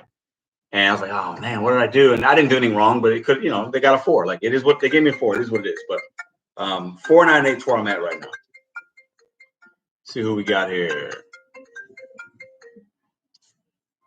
You are live with Pedro Doordash Santiago. Who do we have on the line tonight? Hey, it's Dee Dee. I made it in. Yeah. Dee Dee. Is this Dee Dee Thomas? Sorry? Is it Dee Dee Thomas? Oh, no, that's my nickname. Okay, got it. Okay, I thought you were somebody else. How are you, Dee Dee? I'm doing great, and thanks for what you're doing on the show and bringing the community together. It's like really, I'm totally new to like the whole gig economy thing, and it's been awesome just watching your channel and keeping up with everybody, especially all the experienced people. But I had something kind of funny and kind of weird to share. Oh, I love funny and weird. Share away. Okay, all right. Since we're talking about the customer support, I had a background in call center work, so this really irks me. Uh-huh. But I've noticed that, let's say you're on a call, and I've noticed that this happens mostly when people have like a very strong language barrier. Mm-hmm. If for some reason they're reading the wrong script for our problem, which is basically what they do for us, or if they're just taking down the wrong, they're just not understanding. I've noticed that what they'll do is they will put us on an unauthorized hold. They'll mute their mic and wait for us to hang up so they don't get an after-call survey. I typically don't get an email after a call like that. Mm-hmm. And I'm coming from this as a customer that became a dasher. And then a second scenario that's super kind of shady is when the call isn't going well, and I need to, escalate it to maybe somebody else or connect to like another department or something, and agent's just not having a good time with the call. Yeah. What they'll do is they will make an outbound call to your phone and connect you to your own voicemail to avoid the after-call survey. Wow. I just thought it was hilarious. Wow. It's been happening to me a lot. I called actually because the subcontractor that does our calls for Doordash is a Lorica in the Philippines and a couple of other countries. So I tried to get a hold of them and go, hey, look, you might want to look at the phone call protocol because it's kind of the same phone number and company for the customers and the merchants. If they're being treated like that, no wonder, dashers are getting hostility. It's funny, but it irks. And I just thought I'd share that with you. Yeah, that is it. And you bring up the overseas, whether it's Philippines or maybe India, or like it's not surprised that the companies use those services and stuff. But so you said you were new to gig work, right? Yeah, completely new. I was a call center rep, and then they sent us away. I was trapped in Vegas for a while. I was in Vegas and California, and between the lockdowns, I actually wasn't even able to work for a few months because I was locked in one place and then locked in another. And I finally came out to live with my family finally because I was like, screw this. I don't want to be locked down anymore. I mean, I know people have different feelings about that. Yeah. But I overcame my battle with COVID, and I too get the pleasure of dealing with the Doordash support line. it's been interesting. Well, I'm glad you overcame that. That's very good. And what, if you don't mind me asking, what apps do you use? Is it just DoorDash right now?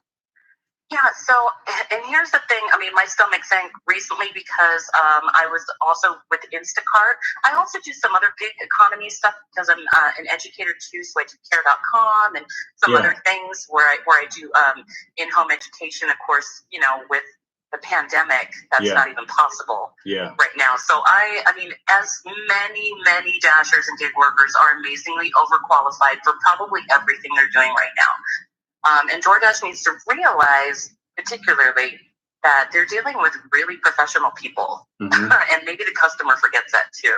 Yeah. That they're dealing with, you know, people that just happen to get into gig work for whatever reason. Yeah. They take it seriously and they're professional. But my stomach sank because I heard about DoorDash and Instacart. That it was being acquired, and I was like, no, because I used to love Instacart. You know, for the pay, right? But then I started seeing orders like that on DoorDash for half the fee. Yeah. I'm like, I know. Who wants to work for half? I know. I worry about what that will look like. I've never done Instacart. I have a couple friends that do it. I've never used it even as a customer. But I loved it. I do all that. I mean, here's was my little, and maybe I'll share this with some of the other people. It was a strategy that I loved was in the early morning. Now, you got to be an early bird. About 7 to 10 a.m., you hit that Instacart and people need you to shop for them. Yeah. You know, it's usually older people that are up early, right? Yeah. Or parents, moms, you know, they need stuff for the day, babysitters, you name it. Yeah. So I used to do Instacart from 7 to 10 in the morning, take a nice little siesta, 4:30, do my dash if I need it. And then if I didn't have any educational gigs, then, you know, see what else was out there. And I kind of like stopped at DoorDash and Instacart because as far as like driving and delivery driving, because the pay was so great, but now the pay just went and it dropped. And so I'm like, ooh, I might have to try something else. So I'll keep watching your channel. Thank you. And you need to have like a membership or something so we can subscribe to you and, you know, support you because you do a lot of stuff. I appreciate you saying that. Maybe one day we'll do something, but this community is really great. And my hope when I started it about 7 months ago was that, I just wanted to help new people because when I came on, I learned a lot from YouTube, whether it's gig work or other things. And it's great because it's free. You can learn and it's a community. And it's kind of like, you know, we're most of the time we're in our cars doing this work alone, right? And I like this, and I like to do the lives and things so that we can all kind of get to know each other and help each other in the live chat and in the comments. And as cheesy as that sounds, I think it's like it's a cool community, and we almost working together. And I appreciate the support, and I appreciate you calling in tonight. Got it. Keep it up. Have a good one. Thank you. DD, thank you, DD. I said DD Thomas because there's somebody that comments a lot of videos and the name is DD Thomas, but fantastic call. So it says unknown. I'm not going to pick it up. So if you don't want to, you know, if you want to hit, what's it called? Star 69 or something. I don't know what these kids use nowadays, but can keep watching DD. Don't be Roy. What we got? Let's look at this chat. What is wrong with Instagram? Okay, here we go. We got somebody from New Jersey. You are live with Pedro DoorDash Santiago and 143 people. Who do we got on the line tonight? I don't know what just happened there. You are live with Pedro DoorDash Santiago. Who do we have on the line tonight? You're a fucking bitch, Pedro. Wow. I have that person's number. You know what we're going to do? Hold on, guys. You're going to block that person. Let me do that. Boom. Block this caller. My friend that just called and said that. I wish your day was as good as mine. I have a beautiful family and a baby daughter. I was a miserable human being like you one time in my life. I was. I feel for you. I think you need a hug. If you were here, I'd give you one. I feel well against you. You obviously have some issues going on in your life. I hope you seek help. I hope if you're having a bad day, I hope you have somebody that you can call to talk to, because I ain't the one. All right, so trolls, yeah. I don't even call them trolls. They're people that are going through something rough in their life, and they feel like they need to do that to be heard because nobody's hearing them. And if you're watching this right now, I know that's true about you because I was that man.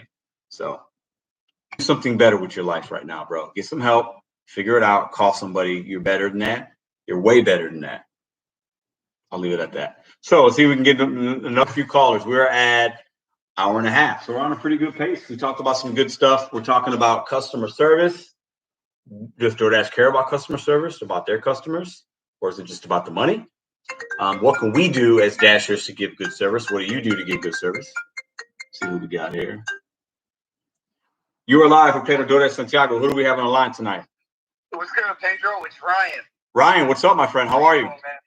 Good, buddy. I actually left a comment on one of your videos the other day, but I've been following you for probably a couple months now. Thank you. I've been in the gig life for about 2 years, though. Just recently started multi-apping and have been finding really good success with Uber Eats.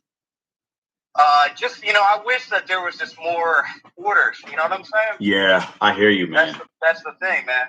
Now, how recently have you been able to multi-app? So for me, it's been really the last couple weeks. I've had both apps. I started with Uber Rideshare, and then like last year, I did a little bit of Uber Eats, but I never did them at the same time. But I've really begun to just do it in the last 2 weeks, and it's a game changer. I should have been doing this a long time ago. Oh, no question. I mean, my first week doing Uber Eats, I know my first day on the job, I think I brought in like about $60 doing 3 orders. You know what I'm saying? It's just, it's so plentiful. You know what I'm saying? It is, man. I think, in my market, DoorDash is just like 8 orders to 1 as far as the ratio. Like the Uber Eats sometimes will just not go off. But when it does, I still get some trash from Uber Eats, but most of them are pretty decent. And I like the way the app works. It's really easy. I like how if I want to decline an order, I got to hit one button. It's so great. But with DoorDash, it's like all these buttons. And if I want to pause my dash, I got to hit this button. If I want to end it, I got to hit another 3 buttons. It's just too difficult. With Uber, it's like I can end it, I can start it, I can decline it, I can accept it. So easy. Yeah, I mean, especially when you're on the road too. Yeah, I can't tell you how many times I've been having close calls, trying to decline an order. Something that was $2.50, now in my market it's down to $2.50. Yeah. I know it's kind of spread out throughout. I think $2.75, $2.50, $2.25 now. Yeah. For the base pay, I think it's unacceptable, honestly. It is, man. Mine was $3 for the longest, and now it's $2.25 for the last couple months. And I get orders that are $2.25. I'll get a stack, 2 orders for $4.50, 2 orders for $6, and it's like I'm basically working. Like if I do 2 orders for $4.50, and let's say it's going 8 miles, I'm making $0. I'm not netting any money at all. So like the fact that order can even go out into the universe is a problem, I think. Exactly. Well, the only time that now I see $3.75 is when there's a $1 fee. Yeah. You know what I'm saying? Yeah. Or somewhere around there. It's ridiculous. And then one other thing, I'm actually dropping off an order right now. But what was I gonna say? No, I love how with Uber Eats now, I'm a big fan of cashing out. Okay. And I've been kind of limiting that with DoorDash, because they take $2 out every time. But Uber Eats is only 50 cents. And so what I do is when I have a couple good days of Uber Eats, I'll hit the cash out. You know what I'm saying? And I'll let DoorDash, whatever I'll rack up for a week, I'll let that just sit in there and wait until it gets into my bank account. You know what I'm saying? Because those $2, they add up. They really do add up. No, they do. Yeah, I've never used any of the cash. Well, not never. I think I've done it maybe once with Uber back in the day, but I wait until my week ends, and then I get my money. Usually, I guess I get it on Tuesday is when they hit my bank account, and I just treat it like a paycheck, kind of like I don't look at it. I don't touch it. I always try to hit a certain amount every week. I hit that amount, and then I have that money come in on Tuesday, and then I can work my budget that way. And that's how I do it, and it works for me really nice. That's great, man. I'm a college student too, so it's just been the gig life has really just been able to offer so much financial stability to me, and I've been able to build a great savings account because of it. and it's going to ultimately help me in the long run. And as much, as the bad days, I really don't even call them bad days because I'm still being able to be independent and do my thing. You know what I'm saying? Well, I think, you know what, you bring up a fantastic point, and let's talk for a minute. I'll let you go, and I want to talk for a little bit about that. But I appreciate you. This order off. Have a good one. Yeah, have a good one, man. Thank you. Yep. So this caller brings up a fantastic point because we bash DoorDash and Uber and Grubhub, or mostly DoorDash. We bash it because there are some issues, but it does allow us to meet our goals, make money, have freedom and flexibility. So there are a lot of things that are positive about this gig work, and I don't want us to forget that. It says no caller ID. Like if let's say DoorDash didn't exist, or I decided not to do it, right? I probably don't have this channel. I might have something different, but I don't have this channel. I don't make some of the connections that I've made with other content creators or you guys. I'm monetized on YouTube, so I don't have that money either. So I do have some things to be very grateful for with DoorDash and with gig work. And so I don't want us to lose focus on that. And that's why I do try to stay positive, because at the end of the day, like, we're delivering food. Let's not take it too serious. Let's not think of ourselves too seriously. Like, we're providing a service that is needed, and we can make a decent wage and living doing that. So it says no caller ID, so I'm not going to answer. So, but I think that caller brought up a good point. This was a college student able to make the ends meet. He says he's got money and he's building up his savings. That's fantastic stuff. That's all positive things, right? Somebody really wants to troll me right now, but I'm not doing with the no caller ID. So these are positive things that we get out of the gig life. And yeah, it's fun to talk crap and share tips, and through that we can help each other or other people, or maybe even customers if they didn't know how the app works. But at the end of the day, this gig work is like any work. It's going to be frustrating.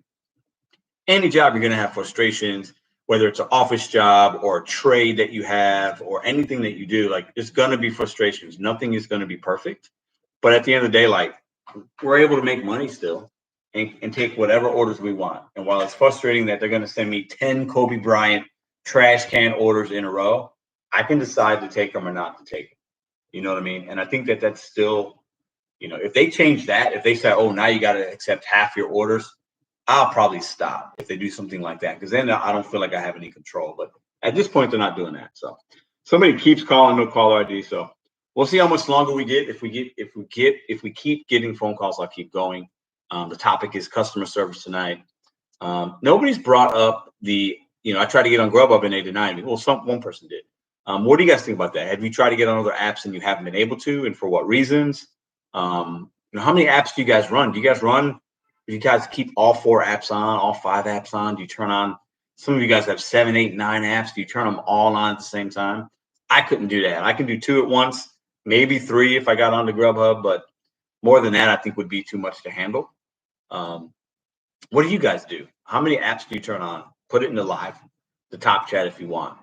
I think like Gig Mom, she has a channel. I think she's got like 8 or 9 apps. I know UDM has like 8 or 9 apps that they talk to us about, at least. I know many of you have the 3 main ones that we talk about. But talk about that in the chat if you don't mind. Who do we got here from? Let's see who we got. Let's see. You are live with Pedro Doordash Santiago. Who do we have on the line tonight?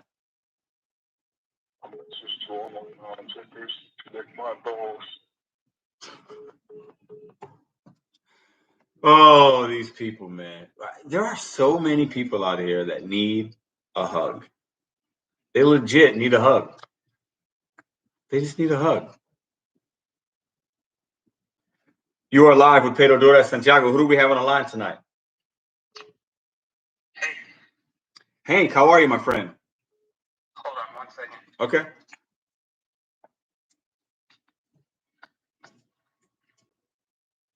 All right, are you there? I'm here, yeah. What would you like to talk about tonight? Hey, it's Tony, the Driven Dad, giving you a call. Yeah, what's up, Tony? How you been, man? Been doing good. Just want to touch base with you on the topics you had. Let's talk about it. The customer service thing. Like you, I have been a manager in my past career life. don't desire that salary back. Neither do I. Neither do I. I mean, I'm a service-oriented person, so it's no big deal to give people customer service, even when we don't feel like they kind of deserve it. But yeah. I mean, I think for us it becomes it becomes natural for us. We had to do that. It became normal, right?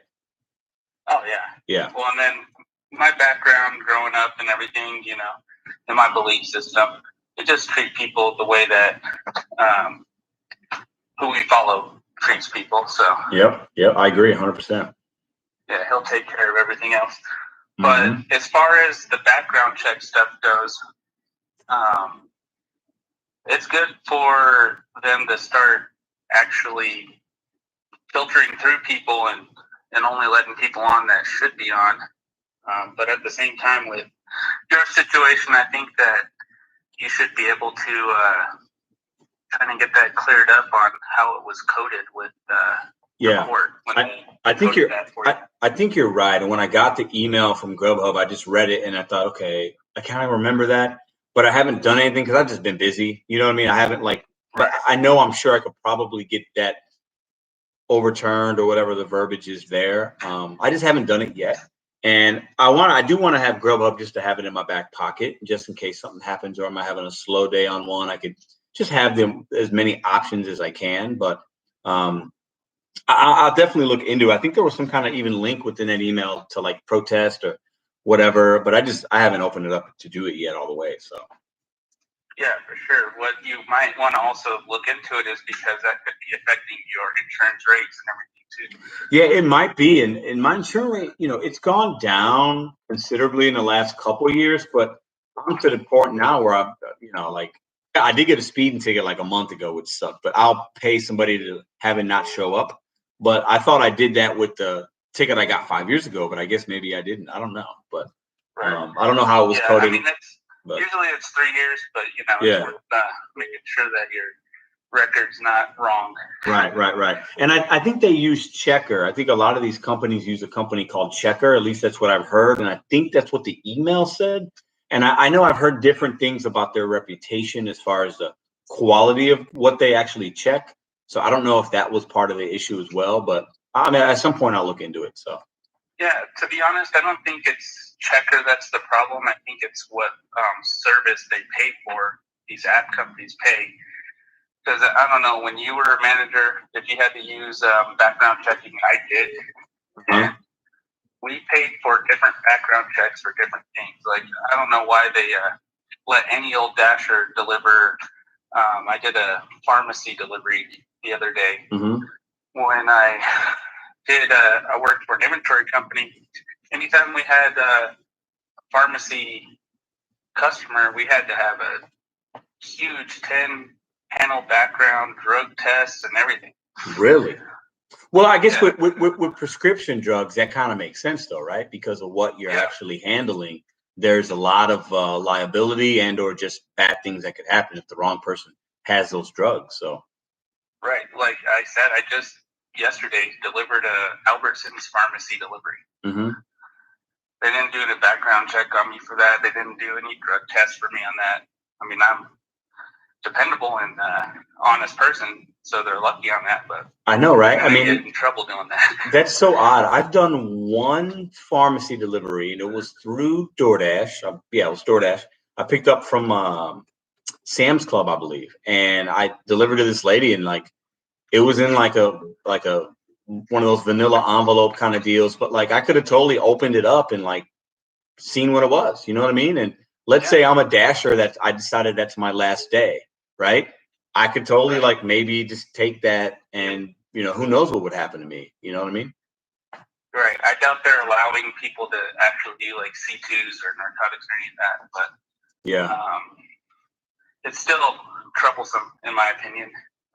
Not even a HIPAA trading on it either, No, that's a good point. And it's just weird. To me, it's, in my opinion, might not be the popular one, but I just think there's too many things that we could have delivered. It's too easy. And pharmaceuticals are one that have always been delivered. And I think that's a need because of people might be of a certain age and they might not be able to be mobile, and that's something that should be delivered. But like, there's literally like, it's just too easy for us to sit at home and be lazy. And I think the pandemic obviously helped or hurted that because people wanted and needed to stay home, right?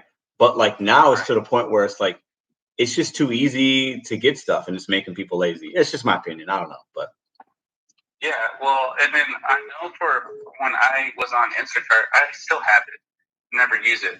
But at a certain point during the pandemic, they're like, do you want to do pharmacy deliveries? Yeah. And they had a whole training that you'd have to do to qualify to do it. Uh-huh. And there wasn't a similar thing that happened on DoorDash on that. So at least like Instacart's trying to be legit about it. Yeah, yeah. That's a good point. That's a good point. My friend, I appreciate you calling in, man. Thank you very much. All right. Tell that baby hi, and I will. Thank you. I'm enjoying this chat. Thanks, man. Appreciate it. Thank you. Have a good one. Awesome. We got Gig Life in the building. I saw his name pop up. What up, Gig Life, man? I hope you're doing well. I hope you're able to do your arts and stuff this week and the passions that you love, and also do your gig work, man. Love it, love it. Love his channel. Let's see who we got here. You're live with Pedro Doordash Santiago. Who do we have on the line tonight? Hey, Joe. This is Jeff from Brooklyn. Jeff, how are you, my friend? I'm pretty good. I still want to tell you first. Yeah. I'm not trying to catch clout, but I know Hannibal is hungry. We used to hang out together. Listen, let's talk. Hannibal is hungry is my dude, and you probably know that. I truly know him. We used to hang out together, same bar, hanging out. He's a good dude. He's a great dude. I could tell, man. I consider. I'll give him that word. He's a fucking great dude. No, you're good. I consider Hannibal a friend. We have each other's numbers. He's on my channel. I'm on his. Hannibal, you know, I haven't met him obviously, but like we've talked, and I feel like he'd be the kind of guy I would have been friends with in high school, and I think that's why we get along. So 100%, you'll be his friend. He's a cool dude. I bet, man. I bet. So what do you want to talk about tonight, man? Besides that, so I want to talk tonight about you. I want to talk about like gig appers themselves. Oh, gig YouTubers. Yeah. Okay. I feel like some of you guys, you're amazing. But some of you guys purposely put out like turn my brain into mush. I don't know if you understand what I'm trying to say. I know exactly what you're saying. I feel like I do. I'm not gonna say exactly, but if you want to talk more in a respectful way about certain people, I'm okay with that because I believe we can all learn from each other. But like, I totally get what you're saying. There are some people I think that sometimes do a little too much. But okay, so I'm just gonna say two names. It's not you. It's not you. Doordash Santiago saying it. It's me, Jeff. Yeah, and that's fine. That's what I'm saying. Okay. Yeah, go ahead. Yeah. So one of you guys, and you've done collabs with him, and I don't know why you did, but you did it. Okay. Collabs with PTD. Okay. Yeah. Okay. I'm sorry, but he is not getting any information. He's just putting out bullshit. Just to put out 3, 4, 5 videos a day about content that makes no sense. It's like, I hope that new dashers don't listen to this because it's making you a worse dasher. It's not giving you any information. Have you shared that thought with him? Well, I have, but it's just in comments. Okay, yeah. Okay. So maybe it doesn't get to him. Yeah. But it is what it is. I'm not trying to like downplay the guy. If he wants to do this, he's making money. He's making money doing this. Absolutely, so yeah. That's part of his hustle, I think. And I will say, I think he's one of the OGs in this space. I think he's done a lot. I think his channel's just different now than it was. And that's kind of what I'll say about it. And I don't remember, he's not somebody I watched when he was doing the like ride-alongs because I wasn't in this space then. But I do understand now it's like he's like a news channel, like he's giving you information because a lot of people send him stuff and he's sharing that information with the community is kind of how I look at it. Right. So, yeah. Right. And then let me talk about, I just want to talk about the industry itself. Yeah. The acting itself. Yeah. So I just feel like it's kind of hard to say. It's like, if you're going to be on a big app, DoorDash, Grubhub, whatever, you work do you really feel that we're independent contractors? I think, and I made a video about this. I think it's tough. I think most people will use independent contractor and say that's what we are. I think that we fall somewhere in between. We're not an employee, okay, but we're like a subcontractor in some kind of ways. Yes.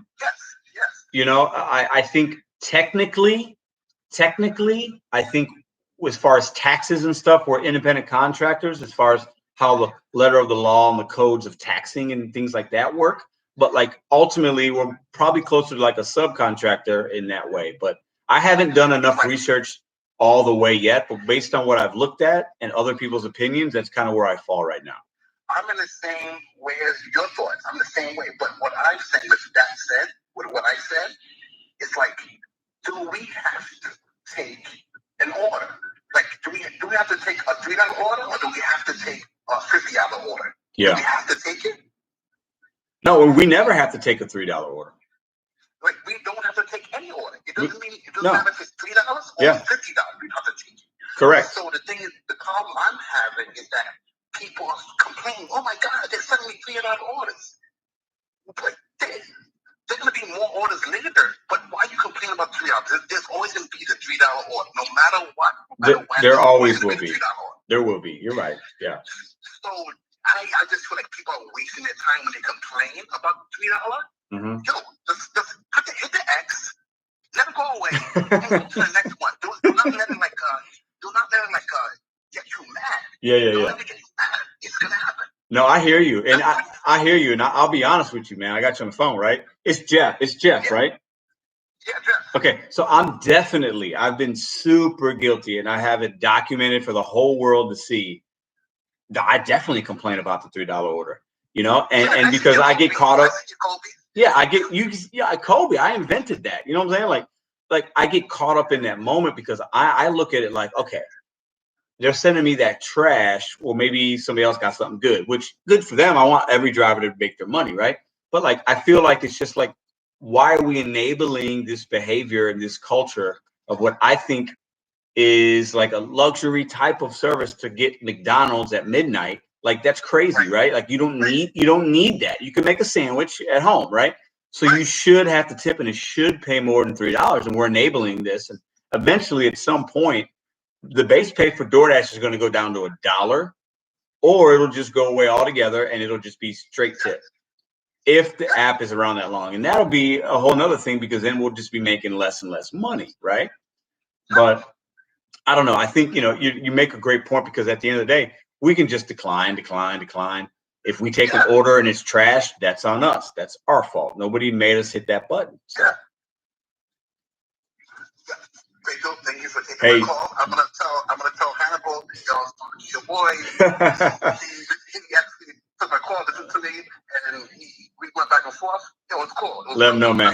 Hannibal's my guy. He hit 2K and on his channel. I talked to him today a little bit in text. I'm gonna be on his channel on Wednesday. So if you're free, come check it out. Yeah, I'll be on his channel on Wednesday. So. But I can talk to him. Nice guy. Like you can read back and forth conversations. Might not agree with you, but he's a great guy. No, he's. I feel like I'm not surprised to hear you say that. So thanks, man. I appreciate you calling in tonight. Yeah. Thank you for taking my call, man. All right, thank you. Bye-bye.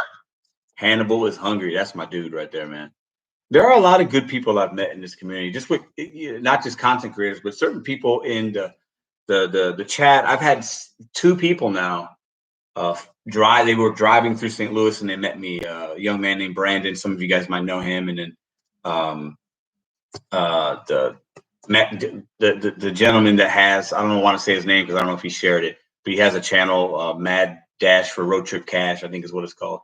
And I've been able to meet these men, and like it's very humbling, and it's cool. And the YouTube thing provides me the ability to meet people I never would have met before, which is really nice. You know what I mean? So let's see if we can get a few more callers. Like I said in the beginning of this, if you're here and you're still here an hour and almost 2 hours in, you are built different, and I appreciate the support. And I think a lot of you guys like to, maybe you're watching or you're listening or whatever. You might be watching the replay back tomorrow or whenever you catch it. And just want to let you guys know I appreciate the support. I really do. I'm super honored to be one of the voices in this community. Even if you don't agree with the nonsense that I spew from time to time, then you can say, you know what, Pedro's crazy about that, but maybe I agree with that. Or he's nuts balls anyway, and I don't agree with him. But you know what? It might be funny to listen to me rant and rave because you don't agree, and people like that anyway, right?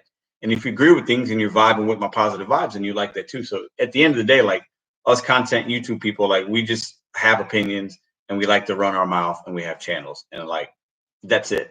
And I try to help people and give you guys like the real when I can, and give you guys information that I think could be valuable, especially for new people, because I know new people come to this channel every day. I know there are new dashers that go on the platform every day. As stupid as it sounds, I know there's somebody out there that's going to start their dashing career or whatever tomorrow, and they might be watching my videos to get some information on how to maybe make an extra 20 or 25 bucks a day. And to me, that's what this channel's for. And it's also, I try to challenge you guys to bet on yourself. Don't just do this to do it. Have like a dream, be working towards something. Oh, I missed a call. And that's important. You got to bet on yourself, and you got to be working towards something. Don't just do it just to pay the bills. There's honor in that, but do that while you're also working towards something you really want to do, or something you're trying to pay off, or whatever it is in your life. Okay. This work is too crazy just to do it. You got to be doing it for a reason besides just paying the bills. And I want to challenge my subscribers or anybody watching this. What is that for you? Is it starting another side hustle? Is it getting into the arts? You want to do painting? You want to do this? You want to do this part-time so you can do your other job part-time and you can have a better work-life balance? Are you doing this so you have more freedom and flexibility so you can spend more time with your kids? Are you doing this so that you never miss one of your kids' sporting events because you don't want to work on somebody else's schedule? You know, are you doing this because you don't want to have a boss anymore and you don't value money in this point of your life as much, and you want to just make what you want to make to get by, but then have better like mental health? There's a lot of reasons, right? But have a reason. And I want to challenge you guys. You gotta have a why. You gotta have a why. And if you don't have one, figure it out. I think, you know, that's my challenge to you. What is your why? You don't need to know at this moment, but be thinking about that, right? Be building towards something. And your something could be very different than what mine is. And that's fine. Your something is individual to you and it's personal to you. But that's really important. Betting on yourself for me is super important. I wish I had been doing that a lot longer. I just started doing it in the last year and a half or so of my life. And I've honestly, as cheesy as it sounds, I've never been happier. So I like to share that kind of stuff with you guys. So that's a big part of this channel as well. So we'll go for a little bit more. We'll go for another 2.5 minutes. Maybe we get one more call. Maybe we won't. But we'll take one more call. And I think might be a good time to kind of break up we're at a 2-hour mark. So a little shorter than last week, which is cool. Gig Life says, need to buy a PS5 is why I do it. Gig Life. Good luck trying to find one. I think they're like super expensive, but that's a good why. I used to be a gamer. I was never really a gamer. No, I had a PS2 like a long time ago. And like, I'm not up to date with any of the new stuff. All right, let's take this last call tonight. You are live with Pedro Doordash Santiago, the last call of the night. Who do we have on the phone tonight? This is Scorpion Heat Seeker. How are you? I'm good. I'm calling from Texas. I want to get kind of a talk about from a customer perspective. Yes, Texas in the house. Thank you. You'll be the last call for the night. Appreciate you calling. And what would you like to say? I just want to say, like, a little background story. Like, in the 90s, I delivered pizzas hourly, and we had to take what we had to take. And I tried DoorDash pre-pandemic. I didn't really know what I was doing. Kind of gave it up, but I have a decent job. Mm-hmm. And so I didn't really need that. But I've been using DoorDash, Uber Eats as a customer. And okay. But I'm the kind of guy that I'll get like $15 worth of food from like Shake Shack. Yeah. Or something, and then leave like an $8 tip. But so that's a very generous tip. Yeah. Yeah, but I've definitely noticed DoorDash, it'll take longer because of tip transparency stuff. Mm-hmm. And so I tried out Uber Eats, and I got it like in 20 minutes. So okay, so this is really good because I appreciate you talking from the customer's end and perspective, because I think as Dashers, sometimes we think we know what the customer's going through, but maybe we don't unless we are one, right? So what I'm hearing you say is you've used both, and DoorDash hides tips, and we know that, and you found that out, right? And you use Uber, and you're seeming to get your food quicker because, well, I think Uber sometimes hides tips as well, but you're saying you're getting your food quicker on Uber than DoorDash? Yes.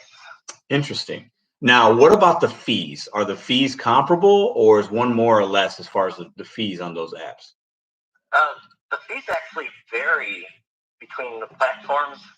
Sometimes it might be free on Uber, it might be $1.99 on DoorDash, but I do have a deal with my bank card on DoorDash for free 3 months of Dash Pass. Yeah, Dash Pass. Yeah. So that's something that you pay like a monthly thing for that, right? Yeah, they gave me 3 months free. Oh, nice. Okay, that's good. But that's good. I'm still kind of using Uber so I can get my food faster. I don't know. It's just really strange. Yeah. So have you, from a customer standpoint, what are some of the things that you'd like Dashers or Uber Eats or Grubhub drivers to know that you would like that you think we do that we're missing on sometimes, like from a customer's perspective? I'm not really trying. I just want. I don't know how I should say this, but I'm not saying like here's a big tip, get it to me faster, but okay. But it sounds like if you leave an $8 tip for a shake and a burger and some fries, your expectation as a customer is like, hey, that's a sufficient tip. It should get here in time. It should get here in a timely fashion. Would you agree with that? Yes. Yeah. I agree. I think the same way. And I'm a customer. I've used these apps. I think I've used Uber Eats once, like a couple years ago, and I've used DoorDash like 4 or 5 times in the last year. And I tip well on those apps, and then I usually give cash if I have cash on me, and I don't always do it. I'll give them a couple bucks or $5 or something because I know how it is, right? But if I tip well and I don't order from a place that's really far away, I never do that because I just don't have to because of densely populated. But I expect it to be here in a timely fashion. If the app says 40 minutes, I expect it in 40 minutes or less. If it's more than that, I might be like, what's going on? What's really happening, right? And if I'm a customer that doesn't tip, I should expect my food to take longer because that's just how for me, it's almost like we use the word tip, but I've always thought it should be like a bid. Like I'm putting a bid in to get my food quick.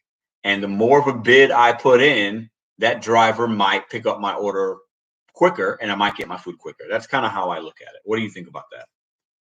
Yeah, I agree on the bid concept. That's kind of, I think, how I do it.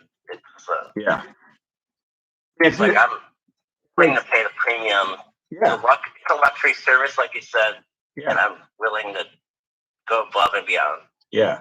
I think you bring up a good point. I appreciate you calling. And I think it's a great way. It's a good thing to talk about, especially if we're talking about customer service. Hearing from somebody that has delivered pizzas and done some DoorDash, like you said, but then that uses the app, so you understand how it works and you understand that they hide tips, and I'm sure that could be frustrating for you if you leave a good tip and it takes a little bit longer than it should. That kind of doesn't make any sense, Yeah. Cool. Hey, it's just frustrating. Yeah, no, I hear you. Let me ask you one more quick question. So, have you had an experience with a delivery driver that was unfavorable? Like they dropped off your food or whatever, and you were like, wow, like that was bad. Has a driver done something that you thought was like unwarranted or unnecessary? I really haven't had any bad experiences other than the one guy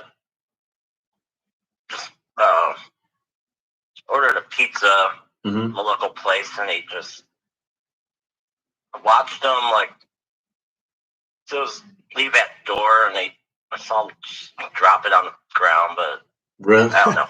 So he didn't like set it like he dropped it. Yeah. And it's a pizza, so like you can't, like a pizza, if you drop a pizza, like it could kind of mess up the pizza a little bit. Yeah. Crazy. It was a little separated, but yeah. Like he didn't just wasn't careful with. Yeah, yeah. It was edible, but it wasn't. He wasn't careful. Yeah. I think that was on Uber Eats, and it was like his fifth delivery or something. Yeah. So he was new. Yeah. Even if you're new, you should know not to drop a pizza box. You know what I mean? Like that's crazy. Absolutely. Yeah. I appreciate you So taking I appreciate you taking the time out to call tonight, my friend. Thank you very much. All right. Have a great day. Thank you. Night. That's a good call to end on, guys. I know some of you guys, I think driving with Ellen, you were trying to call. I'm sorry. At some point, I'll probably have to figure out a way to hold the calls a little bit better because I'm just using the phone. Listen, guys, it's just a phone. It's real simple here. But I appreciate the live tonight, guys. You guys were great. Great, great, great. Like always, everybody that super chatted, I appreciate it very, very much. Just so you guys know, full transparency, super chats. We get some of that money, whatever. I use my YouTube earnings to help what we're going to do this GiG conference in 2022. And also I'm going to be making these merchandise shirts and looking into that. I use that money for that part of this brand or my business. And that's how I look at this. So I use it for that. So know that if you do a super chat, it's going towards the channel, essentially. I don't use it for anything else. So you guys are fantastic. Listen, bet on you, set goals one day at a time. I'm going to ask you one more favor. We got 92 thumbs up. Y'all know I got no shame. Let's get to 100 thumbs up. I appreciate it. On the way out, if you can hit the thumbs up, leave me a comment. Give me a thumbs down. I'm good either way, but let me know what you think. You guys are fantastic. I'll see you guys on the next video coming out tomorrow at probably 10 p.m. You guys have a great night. Get ready for your week. Deuces.